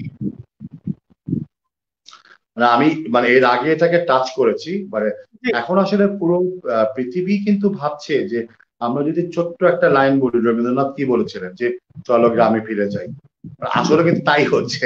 আমরা গ্রামে ফিরছি না, কিন্তু গ্রামের এলিমেন্টস গুলো আমাদের কাছে টেনে নিচ্ছে। যেমন আমি যেটা বললাম যে কলা গাছ এখন আর কলা গাছ ফেলে দেওয়ার মতো না। কলা গাছ দিয়ে এখন নানা রকমের সুতা তৈরি করে কিন্তু কাপড় তৈরি হচ্ছে। আবার আপনি কচুরি পানা দিয়েও কিন্তু কাপড় তৈরি হচ্ছে। আনারসে যে যে উপরে যে অংশটা, সেটা দিয়েও কিন্তু কাপড় তৈরি হচ্ছে। এবং সেটার জন্য অনেক দূরে যেতে হয় না। আপনি যদি বাংলাদেশে সেই গারো অঞ্চলে যান, সেখানেও দেখবেন কিন্তু ওখানে তৈরি হচ্ছে। জুট জুট তো এখন হাই ডিমান্ডেড। এখন কিন্তু কেউ প্লাস্টিক ব্যাগ ইউজ করছে না, সবাই কিন্তু এখন ইকো ফ্রেন্ডলি করছে। এবং আমি একটু আগে বললাম যে আমার এই শার্টটি পুরনো হয়ে গেলে কিন্তু আমি আর ফেলে দিব না। আমি কিন্তু এই যারা রিসাইক্লিং করছে, সবাই কিন্তু এখন রিসাইক্লিং করে এটাকে সুতা তৈরি করে আবার কাপড় বানাচ্ছে। আমাদের দেশেই, যেটা আমরা কখনো জানি না, বিভিন্ন রকমের কলা গাছ দিয়ে, আনারস গাছ দিয়ে, জুট দিয়ে ব্লেন্ড করে সুতা জি, তৈরি হচ্ছে আমাদের ইউএসএ মার্কেটের জন্য। কিন্তু আমাদের কাছে এটা অ্যাভেলেবিলিটি নাই। এখন আমাদের দেশে যারা বুটিক ব্যবসা করছে, তারা এখন পর্যন্ত ইকো ফ্রেন্ডলি ওই প্রোডাক্টটাকে বা রিসাইক্লিং প্রোডাক্টটাকে ওইভাবে আমার কাছে মনে হয় না যে প্রচার করছে বা আমাদেরকে মার্কেটিং করতে পেরেছে। টোটালটাই চলে যাচ্ছে বাইরের মার্কেটের জন্য। বাট আমার মনে হয় যে আমাদের দেশও চায়। এখন জুট দিয়ে পোশাকটা পরাটা, ডিরেক্টলি জুট দিয়ে, সেটা অনেকটা আনহাইজেনিক হতে পারে, কারণ ইচিং এর ব্যাপার আছে। সেটার জন্য কিন্তু কেমিক্যাল বেরিয়ে গেছে অলরেডি। এমন কেমিক্যাল বেরিয়েছে যে এটাকে ওয়াশ করলে জুটের ইচিং হবে না। আমি তখন অনেক আগেই কথা বলছি, তখন আমি গ্রামীণ ব্যাংকে ছিলাম। তখন আমার এক্সপেরিমেন্টালি আমি জুট আর সিল্ক দিয়ে ব্লেন্ড করে আমি কিছু কাপড় বানিয়েছিলাম। তো সেটা আমার কাছে, আমি সবসময় যখনই যে ফ্যাব্রিকটা নতুন বানাই, এটা আমি রেখে দিই আমার জন্য 10 গজ 15 গজ। কিন্তু আমি জানি যে 10 বছর পরে এই কাপড়টা আর হবে না, কখনো হয় না আসলে। তো আমার আজ ঠিক গতকাল আমি কাপড়টা বের করে আমি মনে করেছি আমি একটা শেরওয়ানি আর একটা কোটি বানাবো। এটা আমি বানাতে দিয়েছি। একেবারে ন্যাচারাল জুট আর 3 কাউন্সের জুট, যে যে জুটটা 3.5 কাউন্সের, যেটা খুবই রেয়ার জুট। নর্মালি আমাদের দেশে 8 কাউন্ট হয়, 6 কাউন্ট হয়, কিন্তু আমরা এটা জনতা থেকে করিয়েছিলাম, বা আরো 2-3টা কোম্পানি করে দিয়েছিল 3.5 কাউন্টের জুট। কারণ তখন আমাদের গ্রামীণে যখন ছিলাম আমরা, ডাচ একটা কোম্পানি আমাদেরকে এটা সহায়তা করেছিল কি করে how to develop your yarn. তোমরা যত ফাইন কাউন্টের ইয়ার্ন তৈরি করবে, তত বেশি তোমরা প্রোডাক্টের দিকে তৈরি করতে পারবে। এবং জুটে কিন্তু অনেক বড় ডিমান্ড ফর হোম ফার্নিশিং এর জন্য। ওরা এটাকে অনেক সাপোর্ট দেওয়ার চেষ্টা করেছিল, কিন্তু আলটিমেটলি আমাদের দেশে তো আসলে, যেমন আমি আমি আমি বলতে বাধ্য হই যে আমি সেই সময় গ্রামীণে আমাদের পুরো ম্যানেজমেন্ট আমরা তামিলনাড়ু গিয়েছিলাম। ওখানে যেয়ে দেখলাম যে আমি কিন্তু 10-15 বছর আগের কথা বলছি, তখন আমি দেখেছি যে 8টা সুতা ব্লেন্ড করে তারা ফাইন মিহি সুতা তৈরি করছে। তার ভিতরে কি আছে জানেন? জুট আছে, সিল্ক আছে, রেমি আছে, কটন আছে, সবকিছু। এই মেশিনটার দাম ছিল তখন 2 কোটি টাকা। তো আমাদের দেশে যারা বড় বড় ব্যবসায়ীরা, যারা স্পিনিং করেন, তাদের কাছে কি 2 কোটি টাকা দিয়ে এই মেশিনটা আনা সম্ভব ছিল না? ছিল। আমাদের তখন আইজিও ছিল, এখন এটা আইজিও হয়েছে, সব ছিল, কিন্তু অভাবটা ছিল আমাদের ইচ্ছার, আমাদের মনোবলের।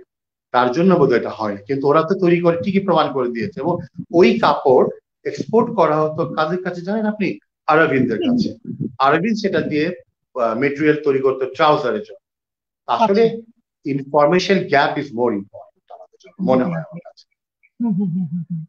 সেটাই ভাই। আমাদের সাথে এই মুহূর্তে অনেক দর্শক যুক্ত আছেন। একজন বলছেন, we are learning so many things from you Emdad sir. একজন বলছে, স্যার আমাদের জন্য নতুন কিছু তৈরি করুন। আহ, একজন আপনার কাছে প্রশ্ন করেছেন, if we think that we are modern then who are traditional. আমি আরেকবার বলতে হবে। বলছে, if we think that we are modern then who are traditional. ও, ট্রেডিশন থাকবেই, ট্রেডিশনের বাইরে আমরা নাই। আমি যে এই শার্টটা পরেছি, এটা কিন্তু ট্রেডিশনাল একটা shirt, but the print is modern. তার মানে দুটোকে কিন্তু ব্লেন্ড করা হয়েছে। তো আমি ট্রেডিশনের ভিতরেও আছি, আমি মডার্নের ভিতরে আছি। আমি একটা পাঞ্জাবি পরছি, পাঞ্জাবিটা কিন্তু ট্রেডিশনাল, কিন্তু পাঞ্জাবির যে প্যাটার্ন, পাঞ্জাবির যে মেটেরিয়ালটা, পাঞ্জাবির যে অবয়বটা, সেটা কিন্তু মডার্ন। তার মানে পাঞ্জাবি ট্রেডিশন, কিন্তু তার উপস্থাপনটা হচ্ছে একেবারে নতুন। একটা শাড়ি একেবারেই নতুন, ট্রেডিশনাল, কিন্তু তার যে প্রেক্ষাপটটা দেওয়া হচ্ছে, যেমন এখন শাড়ি তৈরি করা হচ্ছে digital printing A, this is the model. তার মানে আমি মনে করি যে সে প্রশ্নের উত্তরটা পেয়ে গেছে। ডেফিনেটলি।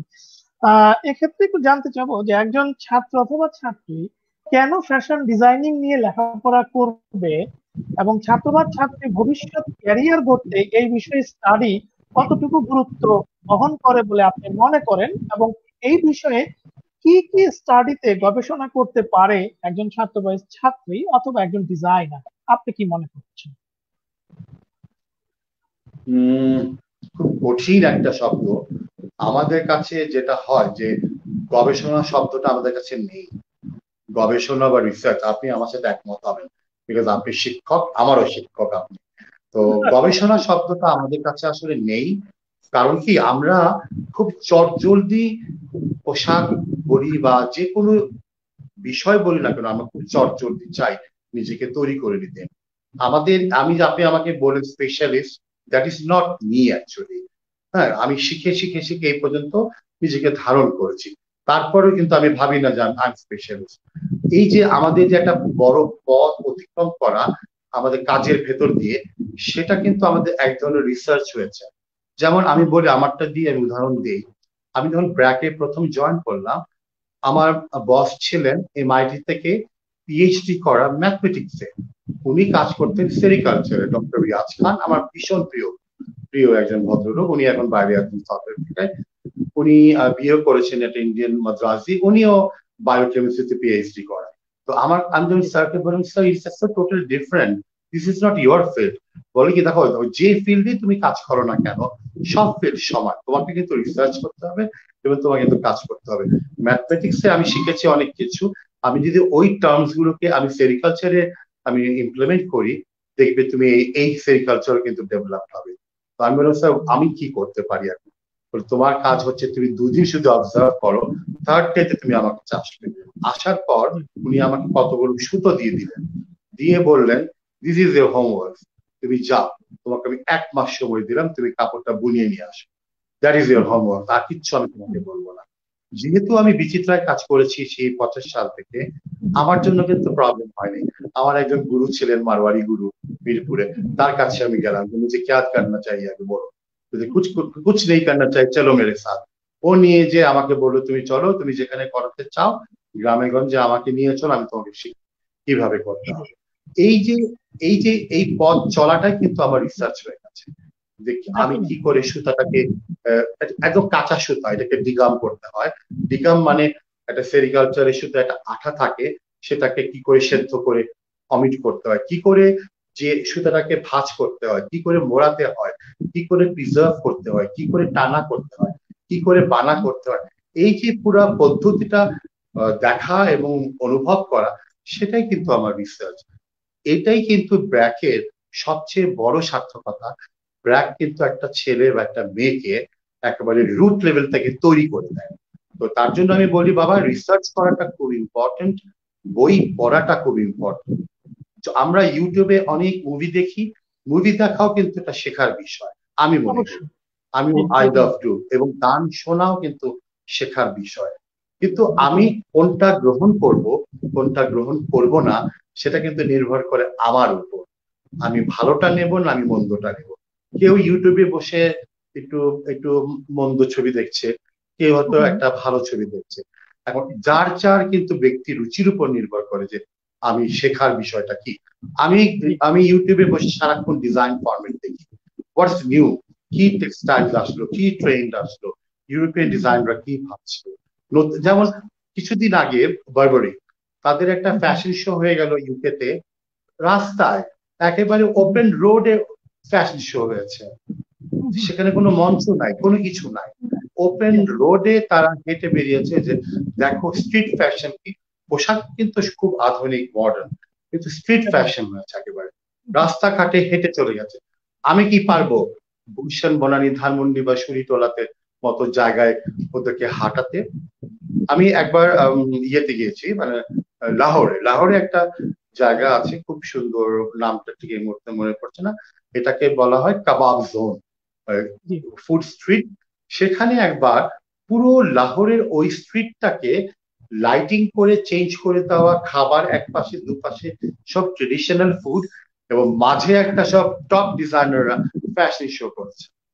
তো এই যে নতুন, আমি বললাম যে আমরা শুধু মঞ্চেই ফ্যাশন শো না, যেমন আমার খুবই প্রিয় একজন ডিজাইনার আছেন, কেনসো, মারা গেলেন কিছুদিন আগে। আই লাভ হিম, আমার যদি মানে পছন্দের মানুষ হয়, উনি ভীষণ ট্রেডিশন নিয়ে কাজ করেন।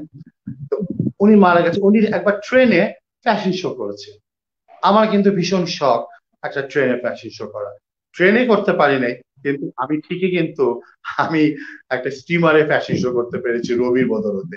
রবির একটা ইলিশ মাছ কি করে প্রজনন হয়, কিভাবে ধরা হয়, সেটা দেখাবার জন্য রবি সবাইকে দাওয়াত দিয়েছিলেন, অ্যাম্বাসেডারকে।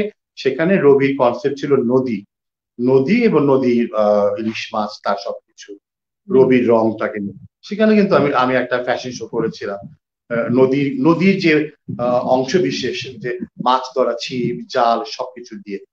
চাইলে অনেক কিছুই করা যায় আসলে। রিসার্চ, এগুলো সবই হচ্ছে রিসার্চের অন্তর্ভুক্ত। অবশ্যই। জি, আপনি আপনার যে অভিজ্ঞতার কথা আমাদের সাথে শেয়ার করছেন, দর্শকরা মনোমুগ্ধ হয়ে শুনছে এবং উপকৃত হচ্ছে। আসলেই যে আপনি যে বলেছেন রিসার্চ বা গবেষণা, এটা আসলে আপনার যে কোনো ভাবে যে কোনো সময়ই করা যায়, যদি আপনার উদ্যোগ যদি আপনি গ্রহণ করতে চান। কারণ রিসার্চ ছাড়া আসলে কোনো কিছু শেখা, যে আমি পাঠ্য বই ক্লাসরুমে পড়ছি সেখান থেকে কিন্তু আমি সব শিখছি, আসলে তা কিন্তু না। আপনাকে হাতে কলমে বেরোতে হবে এবং দেখতে হবে। যেমন আপনি এইমাত্র একটি ঘটনা আমাদের সাথে শেয়ার করলেন, যে কিভাবে আপনি একটি কাপড়কে সুন্দরভাবে আপনি জানতেন না, কিন্তু আপনার সেই অভিজ্ঞতা থেকে আপনি একজনের কাছে গেলেন, উনি কিন্তু আপনাকে শিখিয়ে দিলেন এবং সেই কাপড়টা কিন্তু আপনি রেখে দিলেন, এবং তারপরে এখন আপনি সেটাকে ইউজ করছেন। এটাও it is one kind of fashion এবং ট্রেন্ড। হ্যাঁ, তো আমি এটাকে সেভাবেই দেখছি। আমি আরেকটা ছোট উদাহরণ বলি। আমরা জুট নিয়ে কাজ করেছি ওই ডাচ নোরাডার সাথে। তো ও এক ধরনের কাপড় তৈরি বলছে, যে ওটাকে বলছে যে পানামা উইভিং। তো আমরা কোনোভাবে, আমিও এই শব্দের সাথে পরিচিত না, এবং আমার যারা উইভার তারাও পরিচিত না। তো আমি ওনার নাম ছিল লুইসম্যান ভেন্ডেনেকার, ডাচ ডিজাইনার। আমি বললাম দেখো, this is absurd, we don't know that how to we've this, because তুমি কি জানো এটা কত সহজ? তখন বলেছে তুমি চলো আমার সাথে গ্রামে। তখন আমি, আমার এমনি ছিলেন লুৎফুল্লাহ মজিদ, উনি মারা গেছেন কিছুদিন আগে, গ্রামে এনেছিলাম, তখন আমি গ্রামের উদ্যোগে বলে চলো গ্রামে যাই, আমি তোমাকে শিখাই how to do it Panama weaving. কিছুই না, জাস্ট সানা বলে। ওই সানায় সুতো তো সিঙ্গেল দেওয়া থাকে, সেখানে সুতোটাকে আপস এন্ড ডাউন করে ডাবল করে দিতে হয়। তারপর যখন সে উইভ করলো, পানামা উইভিং হয়ে গেল। কিছুই না, জাস্ট এক সেকেন্ডের মধ্যে সে বলল এই দেখো সম্ভব, শুধুমাত্র সুতার আপস এন্ড ডাউনটা করে দিলেই পানামা উইভিং হয়ে গেল, এবং কাপড়টা হয়ে গেল একেবারে টুইলের মতো double fold. This is very good for the home furnishing, curtains বা আপনি প্যানেল বলেন বা কুশন কভার বলেন, সবকিছুর জন্য সবকিছুই সম্ভব। আমাদের আসলে জানার পরিধিটা কম। ডেফিনেটলি জানতে চাই কম। 2020 এবং 21 অর্থ বছরে প্রস্তাবিত বাজেটে ক্ষুদ্র কুটির শিল্প এবং করোনা ক্ষতিগ্রস্ত সার্ভিস সেক্টরের জন্য স্বল্প সুদে আলাদা আলাদা ঋণ সুবিধা রেখে প্রায় 50,000 কোটি টাকা বরাদ্দ প্রস্তাব করেছে, এবং সেটা অলরেডি আপনার প্রস্তাবিত হয়েছে এবং সেটা পাশও হয়ে গেছেন। কিন্তু এখানে ফ্যাশন ইন্ডাস্ট্রির জন্য আলাদা কোনো বরাদ্দ নেই। আপনি একে কিভাবে দেখছেন, এবং বাংলাদেশে কি আদৌ ফ্যাশনকে ইন্ডাস্ট্রি হিসেবে দেখা হয় কিনা, আমাদের সাথে এই বিষয়ে যদি কিছু আলোচনা করতে পারেন। মানে এটাকে আমি আসলে দু তিন ভাগে একটু ভাগ করে বলছি। প্রথমত হলো যে ফ্যাশন ইন্ডাস্ট্রি, এটা একটা ফ্যাশন ইন্ডাস্ট্রি ডেভেলপ হয়েছে। যেমন একটা আমাদের যারা ইন্ডিভিজুয়াল ফ্যাশন ডিজাইনার তাদেরকে নিয়ে হয়েছে fashion design council of Bangladesh, যেটা গভর্নমেন্ট রেজিস্টার্ড কৃত কমার্স মিনিস্ট্রি দ্বারা। আরেকটা হয়েছে বুটিক ব্যবসা যারা করছেন তারাও কিন্তু তাদেরও একটা সংগঠন আছে ফ্যাশন উদ্যোগ, সেটাও কিন্তু কমার্স মিনিস্ট্রি দ্বারা পাশ করা। তার মানে কিন্তু এটা গভর্নমেন্ট স্বীকৃতি না দিলে তো ইন্ডাস্ট্রিটা হতো না, মানে পারমিশনটা হতো না, তার মানে এটা স্বীকৃত। আর দ্বিতীয়ত হচ্ছে ফ্যাশন ইন্ডাস্ট্রি ডিরেক্টলি কতখানি এই ফান্ডটা পেয়েছে। এখন দেখুন, আমাদের যারা বুটিক ব্যবসা করছে তারা এনলিস্টেড ছিল না। দুই নম্বর হচ্ছে যে সরকার কিন্তু প্রথমে বলেছে যে আমার এই লোনটা কিন্তু রুট লেভেলের জন্য। এখন রুট লেভেলের জন্য যারা কারিগর, যেমন জামদানি কারিগর, বেনারসি কারিগর বা টেরাকোটা কারিগর যারা মাটির কাজ করে, তাদেরকে এই বিষয়টা অনেক সহজ ছিল না। কারণ হচ্ছে একজন যে মাটির কারিগর করে, বা আমি পটুয়াখালীতে দেখেছি একটা গ্রামে, তা সেই ভদ্রলোক গরুর যে গলার যে দড়ি বানায়, সে এই দড়িটা বানাচ্ছে। তো তার পক্ষে কি করে সম্ভব যে আমি একটা ট্রেড লাইসেন্স করব? তার বিকাশ হয়তো হতে পারে, হ্যাঁ বিকাশ হতে পারে, তার একটা ট্রেড লাইসেন্স নাই, তার হয়তো একটা আইডি কার্ড হয়তো আছে, হয়তো বা নাই। এখন যার আইডি কার্ড নাই সে তো কিছুই পাবে না, এবং তাকে কিন্তু মাধ্যমটা হচ্ছে কমিশনারের মাধ্যমে, মানে একেবারে কমিশনারের মাধ্যমে এটা এসে উপরে যেতে যেতে একেবারে মিনিস্ট্রি পর্যন্ত যাবে, ব্যাংক যাবে। এতটুকু পথ পার হওয়া কিন্তু একজন মাটির কারিগর, একজন টেরাকোটা কারিগর, একজন জামদানি কারিগর, একজন যে সিল্ক যে একজন রুট লেভেলে সিল্ক উইভ করে, মহাজনদের কথা আমি বাদ দিচ্ছি, তার পক্ষে কিন্তু যাওয়া সম্ভব হয় না। আমরা যতখানি জেনেছি আমাদের পরিচিতি লেভেলে অনেকাংশে কিন্তু তারা পায়নি, মানে কোনো হেল্প পায়নি। বাট সরকারের তো একা দায়িত্ব না, সরকারই আমাদের টোটাল ইন্ডাস্ট্রি 1 কোটি লোককে সাশ্রয় দেবে বা অর্থ সংগ্রহ করে দেবে। প্রাইভেট সেক্টর তো আছে আমাদের দেশে, বড় সেক্টর যে নেই তা না। যেমন আমি কালকেও একটা আমার টক শো ছিল, আমি বলেছি এরকম ইউটিউবে বলেছি যে ইন্ডিয়া যদি আমি উদাহরণ দেই, অনেক বড় বড় গভর্নমেন্ট তো সাহায্য করেছে, কিন্তু ব্যক্তিগতভাবে বড় বড় যারা কোম্পানি গুলো ছিল, টাটা থেকে শুরু করে আম্বানি থেকে শুরু করে যারা আছেন, তাদেরকে আমি অনেক অনেক শ্রদ্ধা করি, এই কারণে যে তারা কিন্তু একেবারে রুট লেভেলে গুজরাট থেকে শুরু করে যেখানে যেখানে ক্রাফট হয় প্রত্যেকে কিন্তু তারা হাত বাড়িয়েছে। যে আমি একজন ভদ্রলোককে চিনি, উনি মানে চিকিৎসার জন্য 5-6টা হাসপাতাল তৈরি করেছে, এবং সমস্ত বিনা পয়সা। এবং তাদের যারা এসছেন রোগীদের আর্থিক সহায়তা, তাদের খাবার দাবার, রোগীদের যারা সঙ্গে আসতেন সব কিন্তু ফ্রি করে দিয়েছিলেন। আমাদের দেশে কি কোনো হাসপাতাল, সরকারি হাসপাতাল ছাড়া ব্যক্তিগত হাসপাতাল এই সহায়তা দিয়েছে? দেয়নি কিন্তু। তো এটা আসলে মানসিকতার বিষয়। আর যেটা বলেছেন যে সবচেয়ে বেশি ক্ষতিগ্রস্ত হয়েছে আমাদের এখানে ফ্যাশন ইন্ডাস্ট্রির বুটিক গুলো, কারণ কেউ কিন্তু ভাড়া কমায় নাই, যে ভাড়া ছিল সেই ভাড়াগুলো দিতেই হয়েছে।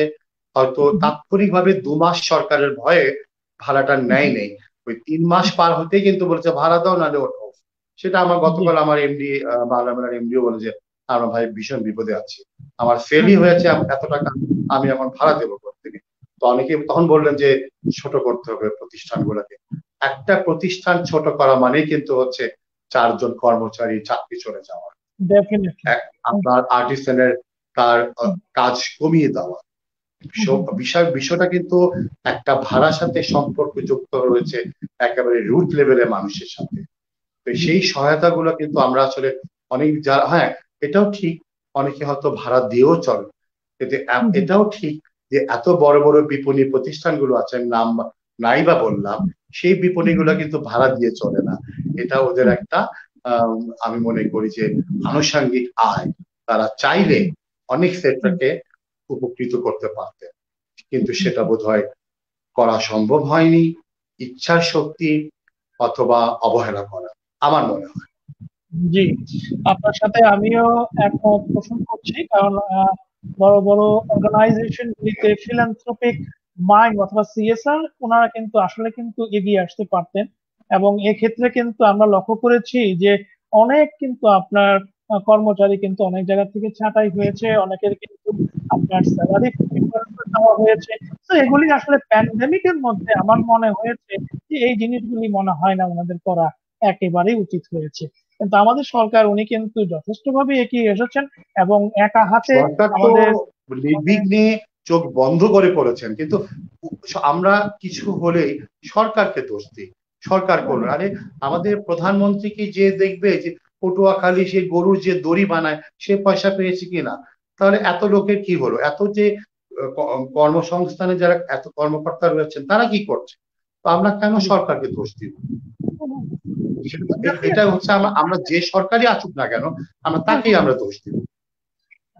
সেটাই আসলে আমাদের নিজেদেরকে আসলে শুদ্ধ করতে হবে, কারণ আমি এটাই বলতে চাচ্ছিলাম যে আমাদের মাননীয় প্রধানমন্ত্রী উনি একা হাতে আমাদের প্যান্ডেমিককে যেভাবে ট্যাকেল দিয়েছেন, এটা আসলে ওনাকে সাধুবাদ দেওয়া ছাড়া আমার আসলে কোনো ভাষা নেই। হ্যাঁ, কারণ বাংলাদেশের মতো একটি দেশকে উনি যেভাবে ট্যাকেল দিয়েছেন এত একটা প্যান্ডেমিক থেকে এখনো দিয়ে যাচ্ছেন।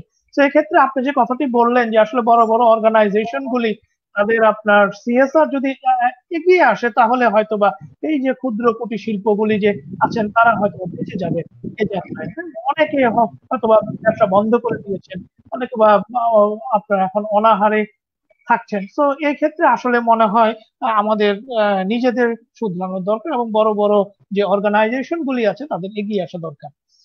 আহ আমরা এ সময় একটি বিষয় নিয়ে আপনার সাথে আলোচনা করতে চাই যে মেধা, ক্রিয়েটিভ ইকোনমিক প্রজেক্ট। এই কনসেপ্টটি আপনার একটি উদ্ভাবন এবং বর্তমানে আপনি এর ফাউন্ডার প্রতিষ্ঠাতা হিসাবে নিয়োজিত আছেন।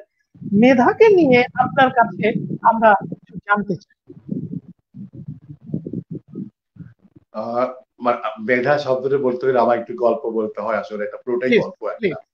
প্লিজ। আমি যখন করোনা করোনার আরো আগে যখন আমি কিডনি ট্রান্সপ্ল্যান্টটা করি, তখন হঠাৎ করে আমার ওভার ফ্লুইডের জন্য আমি একেবারে কমায় চলে যাই। তো ওখানে আমাকে ভেন্টিলেশনও দেয়। তো ডক্টরদের ধারণা ছিল যে আমি ওদের বেঁচে নেই। তো ঢাকা শহরে সবাই জানতো যে আমি বেঁচে নেই।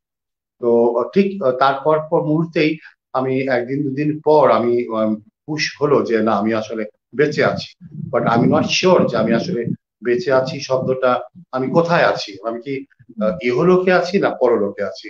সে যাই হোক, আল্লাহর অশেষ মেহেরবান যে আমি ইহলোকেই আছি। সেখান থেকে আমি ঠিক ওই সময়টাতে আসলে অনুভব করার সময় না, আমি আইসিইউতে বসে অনুভব করার সময় না, জীবনটাকে রক্ষা করাটাই হচ্ছে বড় বিষয়। যত দিন গেল আমার অপারেশন হলো, থাকলাম আমি দিল্লিতে 1 মাস, বাংলাদেশে আসলাম, তত বেশি আমি যত দিন গেল ততই আমার মনে হলো যে আমি কিসের ভিতর দিয়ে গেছি। তখন আমি যে অনুভবটা সেটা কিন্তু আমি অনেক পরে ফিল করেছি যে আসলে কিসের ভিতর দিয়ে আমি গেছিলাম আসলে। তখন আমার মনে হলো যে আমার বয়স 50 ঊর্ধ্ব। তখন আমার মনে হলো যে আসলে আমাদের যে বয়স সেটা কিন্তু আসলে দেওয়ার সময় হয়ে গেছে। 55 পর কিন্তু নতুন স্বপ্ন দেখা যায়, কিন্তু ইমপ্লিমেন্ট করা কিন্তু খুব কঠিন হয়ে পড়ে। সম্ভব না তা বলবো না, কঠিন হয়ে পড়ে। তখন আমার মনে হলো যে আমাদের করেছি তো অনেক কাজ করেছি, অনেক ভাবে ছিলাম, অনেক আল্লাহর রহমতে ভালো আছি, সুস্থ আছি, খেয়ে পরে বেঁচে আছি। পোলাও কোরমা না খেয়ে ভাত মাছ খেয়ে তো বেঁচে আছি, ডাল ভাত খেয়ে তো বেঁচে আছি। সো দ্যাট তখন আমার মনে হয় যে I have to do something, মানে এমন একটা কিছু করা উচিত। তখন তখন আমার হঠাৎ করে মনে হলো যে মেধা নিয়ে বা কিছু একটা নিয়ে, তখন আমার একটা হঠাৎ করে আমার ফেসবুকে একজন একজন মহিলা, উনি নামটা বলেছে কানিজ, উনি বারবার নক করছে। আমি একটু ভয় পাচ্ছি, কেন বারবার নক করছে আমাকে। তো বলে যে ভাই একটু দেখা করবো, একটু দেখা করবো। তখন এলেন আমার বাসায়, আমি স্ত্রীকে বললাম যে আসবে, এবং হ্যাঁ আসবে। বলে যে ভাই আপনি, আপনাকে আমাদের একটা স্কুল ইউনিভার্সিটি আছে সেখানে একটু আপনি চল, সবাই আপনার কথা যখন জানে যে আপনাকে চেনে, আপনি আপনি আমাকে বহু বছর আগে আপনি আমাকে হেল্প করেছিলেন, আমি আপনি নিজে একটা বুটিক দিয়েছি, অনলাইন করি, এবং আমি ভীষণ স্বয়ংসম্পূর্ণ, আমি কিন্তু মনে করতে পারিনি। তখন বলছে আপনার মনে নাই বোধহয়, কিন্তু আমার মনে রয়ে গেছে আপনি আমাকে তখন যা যা বলেছেন, আমি তারপরে আমি আজকে কিন্তু স্বয়ংসম্পূর্ণ হয়েছি, আমার পেপারে ইন্টারভিউ যায়, অনেক কিছু যায়। তো আমি শুনে খুব ভালো লেগেছে। পরে বললো যে সবাই যখন আপনার কথা শোনে, পরে যে স্যারকে একটু আসতে বলেন, আমরাও কিছু করতে চাই। ওই করতে চাই শব্দটা বলা মাত্রই আমার মনে হলো যে ওয়াই নট, যে এটা তো আসলে একটা মানুষের একটা মেধা। পরবর্তীতে ঠিক ওই সময় আমি আগ মুহূর্তে আমি সিটিআরওতে একটা প্রেস কনফারেন্স করলাম, সেখানে আমাদের প্রচুর আমাদের যারা ভক্তকুল, আমাদের আমাদের সমাজে বিভিন্ন স্তরে যারা গণ্যমান্য ব্যক্তি, রোকেয়া আফজাল আপা ছিলেন, আপন ত্রপা এবং যারা নাচ, প্রত্যেকটা সেক্টরে যারা ছিলেন প্রত্যেকে এসেছিলেন, 100 লোকের মতো, এবং প্রত্যেকে কিন্তু অ্যাপ্রিসিয়েট, শামীম আজাদ ছিলেন, কবি ছিলেন, লেখক ছিলেন, ছবি আঁকার লোক ছিলেন, টেরাকোটার লোক ছিলেন, কাকে বাদ দেব, আহমেদ নওয়াজ, তপু ভাই, উনি ভীষণ সুন্দর টেরাকোটা করেন। প্রত্যেকে কিন্তু প্রত্যেকে জায়গা থেকে বলছে যে ইমদাদ, তুমি এখন যেটা ভাবছো এটা আসলে মানুষের জীবনের প্রয়োজন। আমার কিন্তু এই 50 ঊর্ধ্বের পর আমার মনে হয় যে হোয়াট টু ডু নেক্সট। আমি এখন কর্মক্ষেত্রে হয়ে যেতে পারছি না, আমার শখটাকে কিন্তু আমাকে বাঁচিয়ে রাখতে হবে। যদি আমি শখটাকে বাঁচিয়ে না রাখি, তাহলে কিন্তু একটা এইজের পর এই বৃদ্ধাশ্রম ছাড়া আমার কোনো জায়গা নেই। কারণ মানুষের ছেলেমেয়েরা কিন্তু বড় হয়ে বাইরে চলে যায়, আসলে কিন্তু এই বুড়ো বুড়িরা নিজেরা একাই রয়ে যায়। কখনো হয়তো আমি চলে যাব, কখনো আমার স্ত্রী চলে যাবে, আমরা একাই রয়ে যাব। তখন আমার অবলম্বনটা কি হবে? ওই থেকেই মেধার আসলে উদ্ভাবন বা শখটাকে আমার প্রিজার্ভ করতে হবে। কোন বয়স থেকে? আমার বাবা মারা গেছেন 17-তে। আমার খুব শখ ছিল যে আমি ভারতে পড়বো, আমি আর্ট কলেজ পড়বো, অনেক কিছু করবো, অনেক কিছু করার। আমি তখন একটা সুচিত্রা সেনের একটা মুভি দেখেছিলাম, খুব শখ ছিল ছাদের উপরে সুইমিং পুল করার। আমার চারটারা ছাদ ছিল, আমার প্রায় মনে হতো যদি এখানে একটা সুইমিং পুল হতো। সুইমিং পুল তো হয় না, একটা হাউস ছিল নিচের তলায়, ওটাকেই আমি ভাবতাম সুইমিং পুল, প্রায় যে হাউসে যে গোসল করতাম। তো যাই হোক, তখন আমার মনে হচ্ছে 17টা খুব ইম্পর্টেন্ট একটা এজ মানুষের স্বপ্ন দেখার। তো আমার শহরে যে প্রত্যেকের একটা শখ থাকা উচিত। কেউ ছবি আঁকুক, কেউ ফ্যাশন নিয়ে ভাবুক, কেউ হয়তো ভালো কবিতা লেখে, কেউ হয়তো ভালো লেখে, তাকে আমরা কি করে একটা ভালো লেখা যায়, কি করে সংশোধন করা যায়,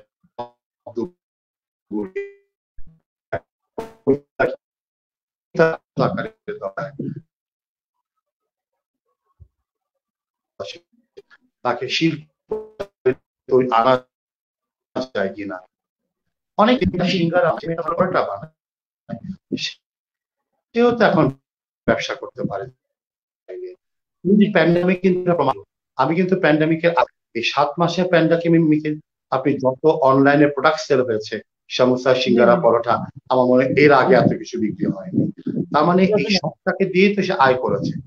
আমার মেধার বিষয়টাই হলো এটা, যে তুমি তোমার শখটাকে পূরণ করো, তুমি চর্চা করো, আমরা তোমাকে আছি, তোমার পাশে, তোমাকে আমরা সহায়তা করব।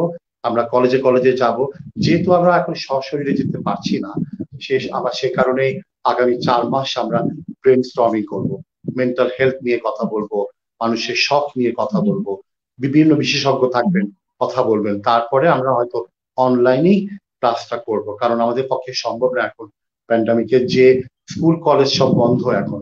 আর আমার যে 17 সেটাও কলেজ, সেটাও আগামী 2 বছর কি হবে আমি জানি না। সেটাই হচ্ছে মেধার একটা বিষয়। আর আমার কাছে মনে হয় যে মেধা আসলে আমার কন্যা, কন্যা সন্তান, মেধা যেখানে প্রয়োজন মেধা সেখানেই যাবে। যেমন আরেকটা, আপনার সাথে তো আমার প্রায় গল্প হয়, বলেছিলাম যে বৃদ্ধাশ্রম শব্দটা আমার আসলে ভালো লাগেনি, আর লাগে না। আমার কাছে মনে হয় যে শব্দটা এমন হতে পারে না আনন্দ আশ্রম, যে আমারও ভালো লাগছে না প্যান্ডামিকে, আমি 2টো দিন যে একটু ওখান থেকে আসি, তাদের সাথে একটু গাছে চর্চা করি, তাদের সাথে একটু গল্প করি, তাদের একটু পাশে বসি, তাদের একটু ভালো খাবার অ্যারেঞ্জমেন্ট করে দিই, একটু ভালো চাদর গায়ে দিই, শীতকালে একটু কম্বলটা দিয়ে আসি। আমার ছেলে যেমন ওর জন্মদিন সামনে আমাকে বললো, বাবা বন্ধুদের দাওয়াত দেবো, বলে যে না, তুমি ওই বৃদ্ধাশ্রমে, আমি খুব যাই একটা আপন নিবাস উত্তরায়, আমি রোজায় খাবার দিয়েছি, ঈদের সময় খাবার দিয়েছি, কিন্তু তারা ভীষণ কষ্টে ছিল এবার, বাবা তুমি ওখানে মানে পোলাও দিয়ে দাও। তো আমার ভালো লেগেছে, তো ও নিজে ফিল করেছে। তুমি যাবে, বলে এটা পরিবেশ পরিস্থিতি নির্ভর করে আমি যাবো কিনা, কিন্তু আমি ওই পাঠার মাধ্যমে করে এটা আমি করে দিই। তার মানে আসলে মানুষ চাইলে স্বপ্নটাকে লালন করতে পারে, স্বপ্নটাকে নিয়ে লালন করে। যেমন আমার এখন ভীষণ শখ হচ্ছে গার্ডেনিং করা। যেমন আমার কাছে আরেকটা আমি আপনাকে শেয়ার করেছি যে মডার্ন টেকনোলজিক্যালি গার্ডেনিং করা যায় কিনা। এগ্রিকালচার, মডার্ন টেকনোলজি, আমার ছোট্ট বারান্দা, ছোট্ট ছাদ, ছোট্ট আঙিনা, সেটাও কিন্তু মেধার ভিতরেই পড়ে। সেখানে কিন্তু চাইলে আমরা গাছ, প্রয়োজনীয় একটা মরিচ গাছ, এটা পুদিনা পাতা, এটা ধনে পাতা, পুঁই শাক, সেটাও লাগাতে পারি। মানে এটার বুদ্ধিটা এসছে আসলে, আমি সারাক্ষণ তো ইউটিউবে থাকি, ফ্রান্সে ওখানে বলেছে যে দেখো এখন আর পৃথিবীতে তুমি বাইরের দেশ থেকে কিন্তু তুমি আর মানুষ পাচ্ছ না, তুমি কিন্তু লেবার ইম্পোর্ট করতে পারছো না, বিকজ প্যান্ডামিকের জন্য we not allowed to come here and তারা কাজ করবে। তোমরা ইয়াং জেনারেশন তৈরি হয়ে যাও মাঠে খামারে, আসো কাজ করো। এবং এত ব্যাপক সাড়া পড়েছে যে তারা কিন্তু নিজেরাই নিজেদের চাষবাস করেছে। ইভেন দো কি লন্ডনেও কিন্তু তারা চাষবাস নিজেরাই করছে। তখন আমার মনে হয় যে ইয়াং জেনারেশন কেন নামবে না, কেন আমরা শুধু ঘরেই বসে থাকবো? ডক্টর ইঞ্জিনিয়ার তো অবশ্যই প্রয়োজন। এবার কিন্তু ডক্টররা প্রমাণ করে দিল যে তাদের ভূমিকা, তাদের প্রতি আমাদের শ্রদ্ধা নিবেদন করছি সবসময়। যারা মারা গেছেন তাদের পরিবারের প্রতি, শোকতপ্ত পরিবারের প্রতি, যারা, তাদের প্রতি অনেক শ্রদ্ধা আমাদের রয়েছে। কিন্তু আমার মনে হয় যে এগ্রিকালচার ছাড়া কিন্তু আমরা চলতে পারবো না। যেটা সরকার বলেছে, যে প্রাইম মিনিস্টার বলেছে মাননীয়, যে সব আমাদের ঘরে বাইরে আঙিনায় চাষবাস করতে হবে। আমি কিন্তু বারবার এটা নিয়ে আমরা কথা বলেছি যে কি করে একটা ফ্যাশন স্কুলের ছেলে ফ্যাশন নিয়ে পড়বে, নাকি এই মুহূর্তে তার একটা এগ্রিকালচার নিয়েও ভাবা উচিত। কারো বাবার জমি আছে, দাদার জমি আছে, কারো টাকা আছে, কারো আগ্রহ আছে, কারো গ্রামে চাচাতো ভাই আছে, সবাই মিলে কিন্তু একটা খামার করতে চায় ছোট্ট আকারে। তবে আমাদের দেশে যুগলবন্দি কাজ করা কঠিন, কিন্তু সম্ভব। সেটাই হচ্ছে মেধার পরিকল্পনা। মেধার ট্যাগলাইন হচ্ছে আমিও পারি। আমাদের খুব প্রিয় শিল্পী, অভিনেতা, আমার প্রিয়জন আফজাল হোসেন মেধার লোগোটা করে দিয়েছেন, আর আমিও পারিটা করে দিয়েছেন আমাদের কালচারাল সেক্রেটারি ছিলেন নাসির ভাই, উনি সম্প্রীতি বাংলাদেশের সহসভাপতি। আমি মনে করি যে মেধা আমার না, সবার। মানে আমি যদি আজকে নাও থাকি, কেউ না কেউ মেধাকে চালিয়ে নিয়ে যাবে। আপনার মন মানসিকতা এবং আপনি যে একজন সাদা মনের মানুষ, আপনি যেমন একজন গুণী মানুষ তেমনি একজন সাদা মনের মানুষ। আসলে আমার আপনাকে ধন্যবাদ জ্ঞাপন করা ছাড়া এই মুহূর্তে কোনো ভাষা নেই। ধন্যবাদও আপনার জন্য অনেক কম হয়ে যাবে, কারণ আপনি যে কনসেপ্টটি নিয়ে কথা বললেন বা মেধাকে আপনি যেভাবে ব্যাখ্যা করলেন, আসলেই এটা একটি চিন্তার বিষয়।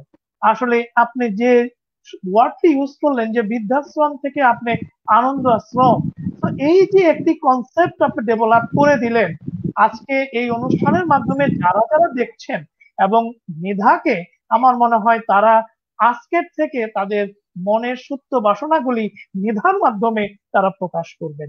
এবং ইতিমধ্যে আমি বলতে চাই যে আপনি মেধাকে চিঠি লেখো বা চিঠি পাঠাও নামে একটি কনসেপ্ট আপনি স্টার্ট করেছিলেন কয়েক মাস আগে, এবং আমিও সেখানে অংশগ্রহণ করেছি। এবং আসলে আমি যখন অংশগ্রহণ করেছিলাম, আমি যখন মনের কথা যখন লিখছিলাম, আমার কাছে মনে হয়েছিল যে আমি জানি মেধার ভেতরে প্রবেশ করেছি, বা মেধা যাতে আমার মধ্যে থেকেই মেধার প্রকাশ বা বিকাশ ঘটছে। তো আপনার এই কনসেপ্টটিকে আসলে সাধুবাদ জানানো ছাড়া আমার এই মুহূর্তে আমি আর কোনো ভাষা খুঁজে অসংখ্য অসংখ্য ধন্যবাদ। মানে ওটাও একটা রিজন যেন আমি ছিল যে ওই 7 মাসে কিন্তু আমি বেরোতে পারতাম না, এবং মানুষ কিন্তু সবাই ঘরে বসে আছে, এবং চিঠি লেখাটা কিন্তু আমরা ভুলেই গেছি। চিঠির খাম, সেই পোস্ট কার্ড নাই, স্ট্যাম্প ভুলেই গেছে আমরা। ইন্টারনেটে এত ফাস্ট দেখি ওয়াই ও ইউটাও কিন্তু ইউ হয়ে যায়, শব্দগুলোও কিন্তু আমরা ভুলে যাচ্ছি। তখন মনে হলো যে মানুষের মনের কথা লিখুক না। তখন আমাকে আফজাল ভাইয়ের সাথে কথা বললাম, আরো আমি খুব শেয়ার করি আমার, আমি মনে করি না যে আমি যেটা বলছি সেটা ঠিক, আমি সবার সাথে খুব শেয়ার করি। তখন আমি কথা বলে বললো যে তুমি এটাকে ভিজুয়ালাইজেশন করো, কারণ মানুষ যখন চিঠি পড়বে বোর হবে, তুমি যখন এটাকে ভিজুয়ালাইজেশন করবে, কাউকে দিয়ে পড়াবে এবং তার ছবিগুলা দেবে, সে কিন্তু নিজেকে ওখানে নিয়ে যাবে। যেমন আপনার চিঠিটার ভেতরে এত স্পর্শকাতর কিছু বিষয় ছিল, মানে আমার নিজেরই চোখের পানি পড়ছিল, বিকজ আমিও আমার মাকে হারিয়েছি। আপনি যে আপনার মাকে নিয়ে যে অভিব্যক্তি গুলা, আমি ভাবছি বোধ আমার মা, আপনি তখন বলেছেন যে শাড়ির ভাজে আপনি তার মায়ের স্পর্শ পেয়েছেন, আমার ঠিক তখনই মনে হচ্ছে আমার মা পান খেতেন, জাফরানি জর্দার গন্ধ বোধে পাচ্ছি। তো এই যে এই অনুভব গুলো, মনের কথা জানানোটা, নিজের নিজের কথা জানাবার জন্য তো আমার আসলে সাইকিয়াট্রিস্টের কাছে গেলেই ভাবে কি আমরা বোধহয় পাগল হয়ে গেলাম। আসলে কিন্তু তা না। মেন্টাল হেলথ শব্দটা কিন্তু নিজেকে শেয়ার করা, নিজের বিষয়গুলো কথা বলা। আমার বিষয়টা তাই ছিল। আমার 40টা চিঠি এই পর্যন্ত গেছে এবং ভীষণ ভালো ফিডব্যাক, ভীষণ ভীষণ মানুষের নিজে এত সুন্দর করে। এবং আমি না ওখানে যেটা করেছি, গানগুলো সিলেক্ট করেছি এবং আমি আশ্চর্য হয়ে গেছি যে আমাকে কোথায় জানি সৃষ্টিকর্তা সব সময় বিপদ থেকে মুক্ত করেন। আমি সাদাত চৌধুরীকে গান দিতে চেয়ে ধন্য দিলাম, ইউটিউব থেকে গানটা বন্ধ করে দিলেন। সারা রাত আমি ঘুমোতে পারিনি, ভীষণ মন খারাপ আমার। রাত 12টার সময় আমার একটা শিল্পীর কথা মনে হলো। আমি আমার বন্ধুর বাসায়, উনি ফিজিতে আছে, ও কাউন্সিলর, আমার বন্ধু সীমা, ও সেন্ট জোসেফে পড়তো। ওকে ওর বাসায় একটা গান শুনছিলাম, একজন, ওর নাম হচ্ছে চৈতালি মুখার্জি। মানে খুব বেয়াদবে শুরু করে বলছি, রাত 11:30 12টা। চৈতালিকে SMS করলাম, চৈতালি আপনি কি জেগে আছেন?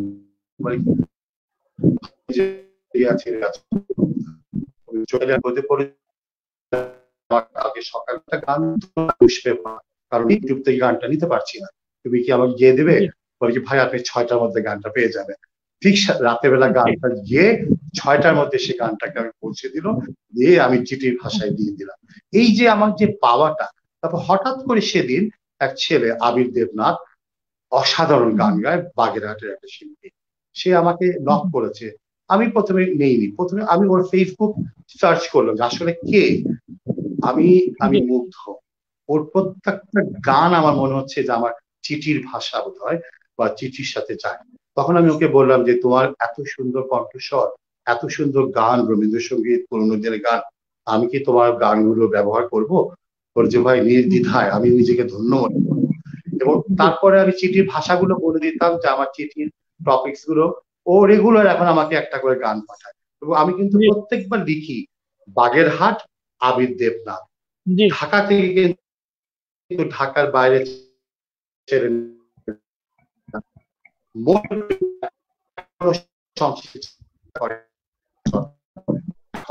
আবৃত্তি। আমি মানে আপনাদের সময় বেশি নিয়ে নিচ্ছি।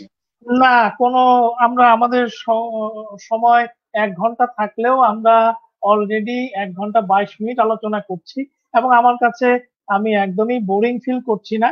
এবং আপনি অত্যন্ত সাবলীল ভাষায় অনেক সুন্দর সুন্দর কথায় আমাদের সাথে বলছেন, আমরা অত্যন্ত মনোমুগ্ধকর হয়ে আপনার কথাগুলি শুনছি।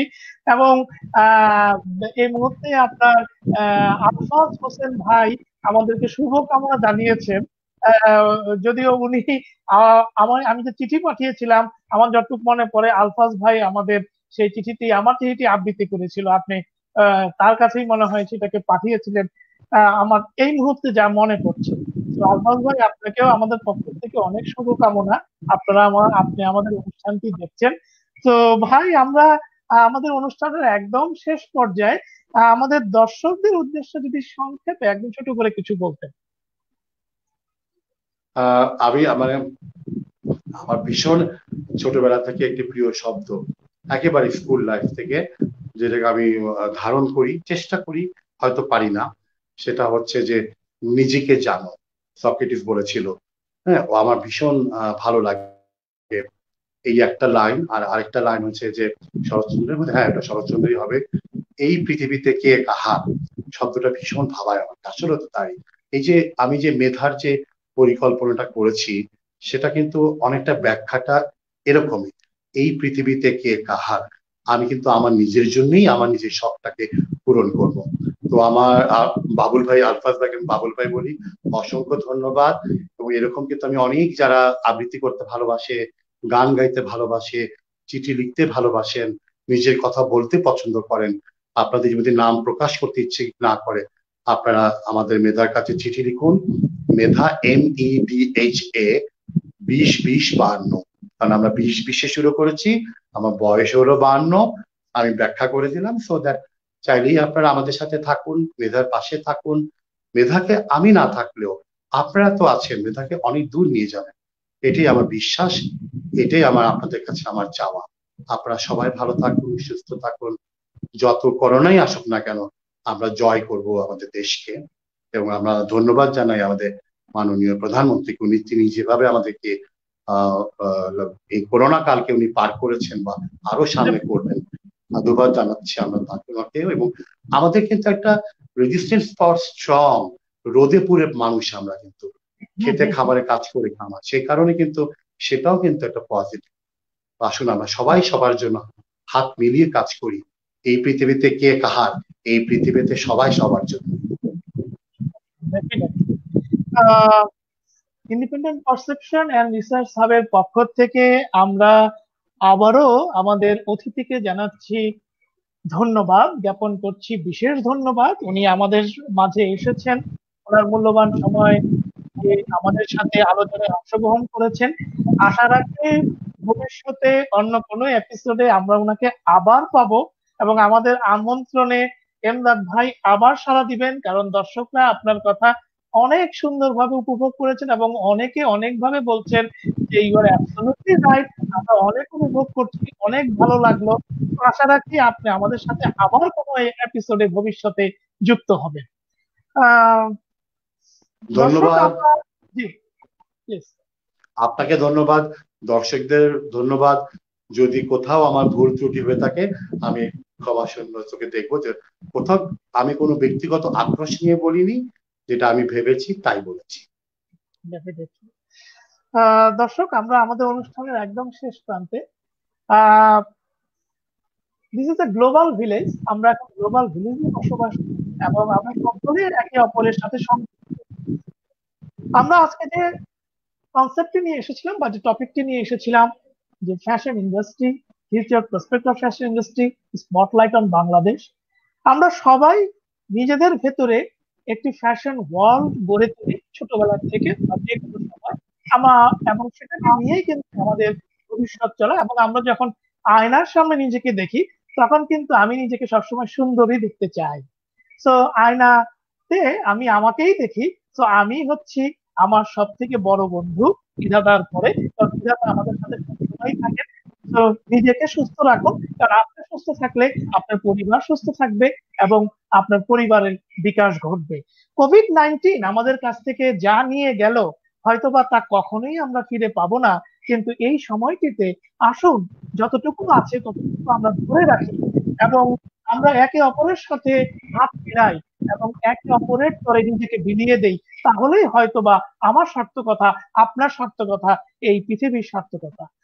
আজকের প্রোগ্রামটি কেমন লাগলো আমাদের সাথে যুক্ত থাকুন এবং আপনাদেরকে আমরা জানাতে চাই যে ইতিমধ্যে IPR এর 1K ভিউয়ার্স অথবা 1K ফলোয়ার্স ক্রস করেছে। এটা অত্যন্ত একটি সৌভাগ্যের কথা আমাদের জন্য। এবং আপনারা আমাদের প্রোগ্রামটি দেখুন IPRS এর ফেসবুক পেজের লাইকের মাধ্যমে, ফলোইং এর মাধ্যমে এবং অবশ্যই আমাদের ইউটিউব চ্যানেলটি সাবস্ক্রাইবের মাধ্যমে। ভালো থাকবেন, সুস্থ থাকবেন এবং থাকুন নিরাপদে। আল্লাহ হাফেজ।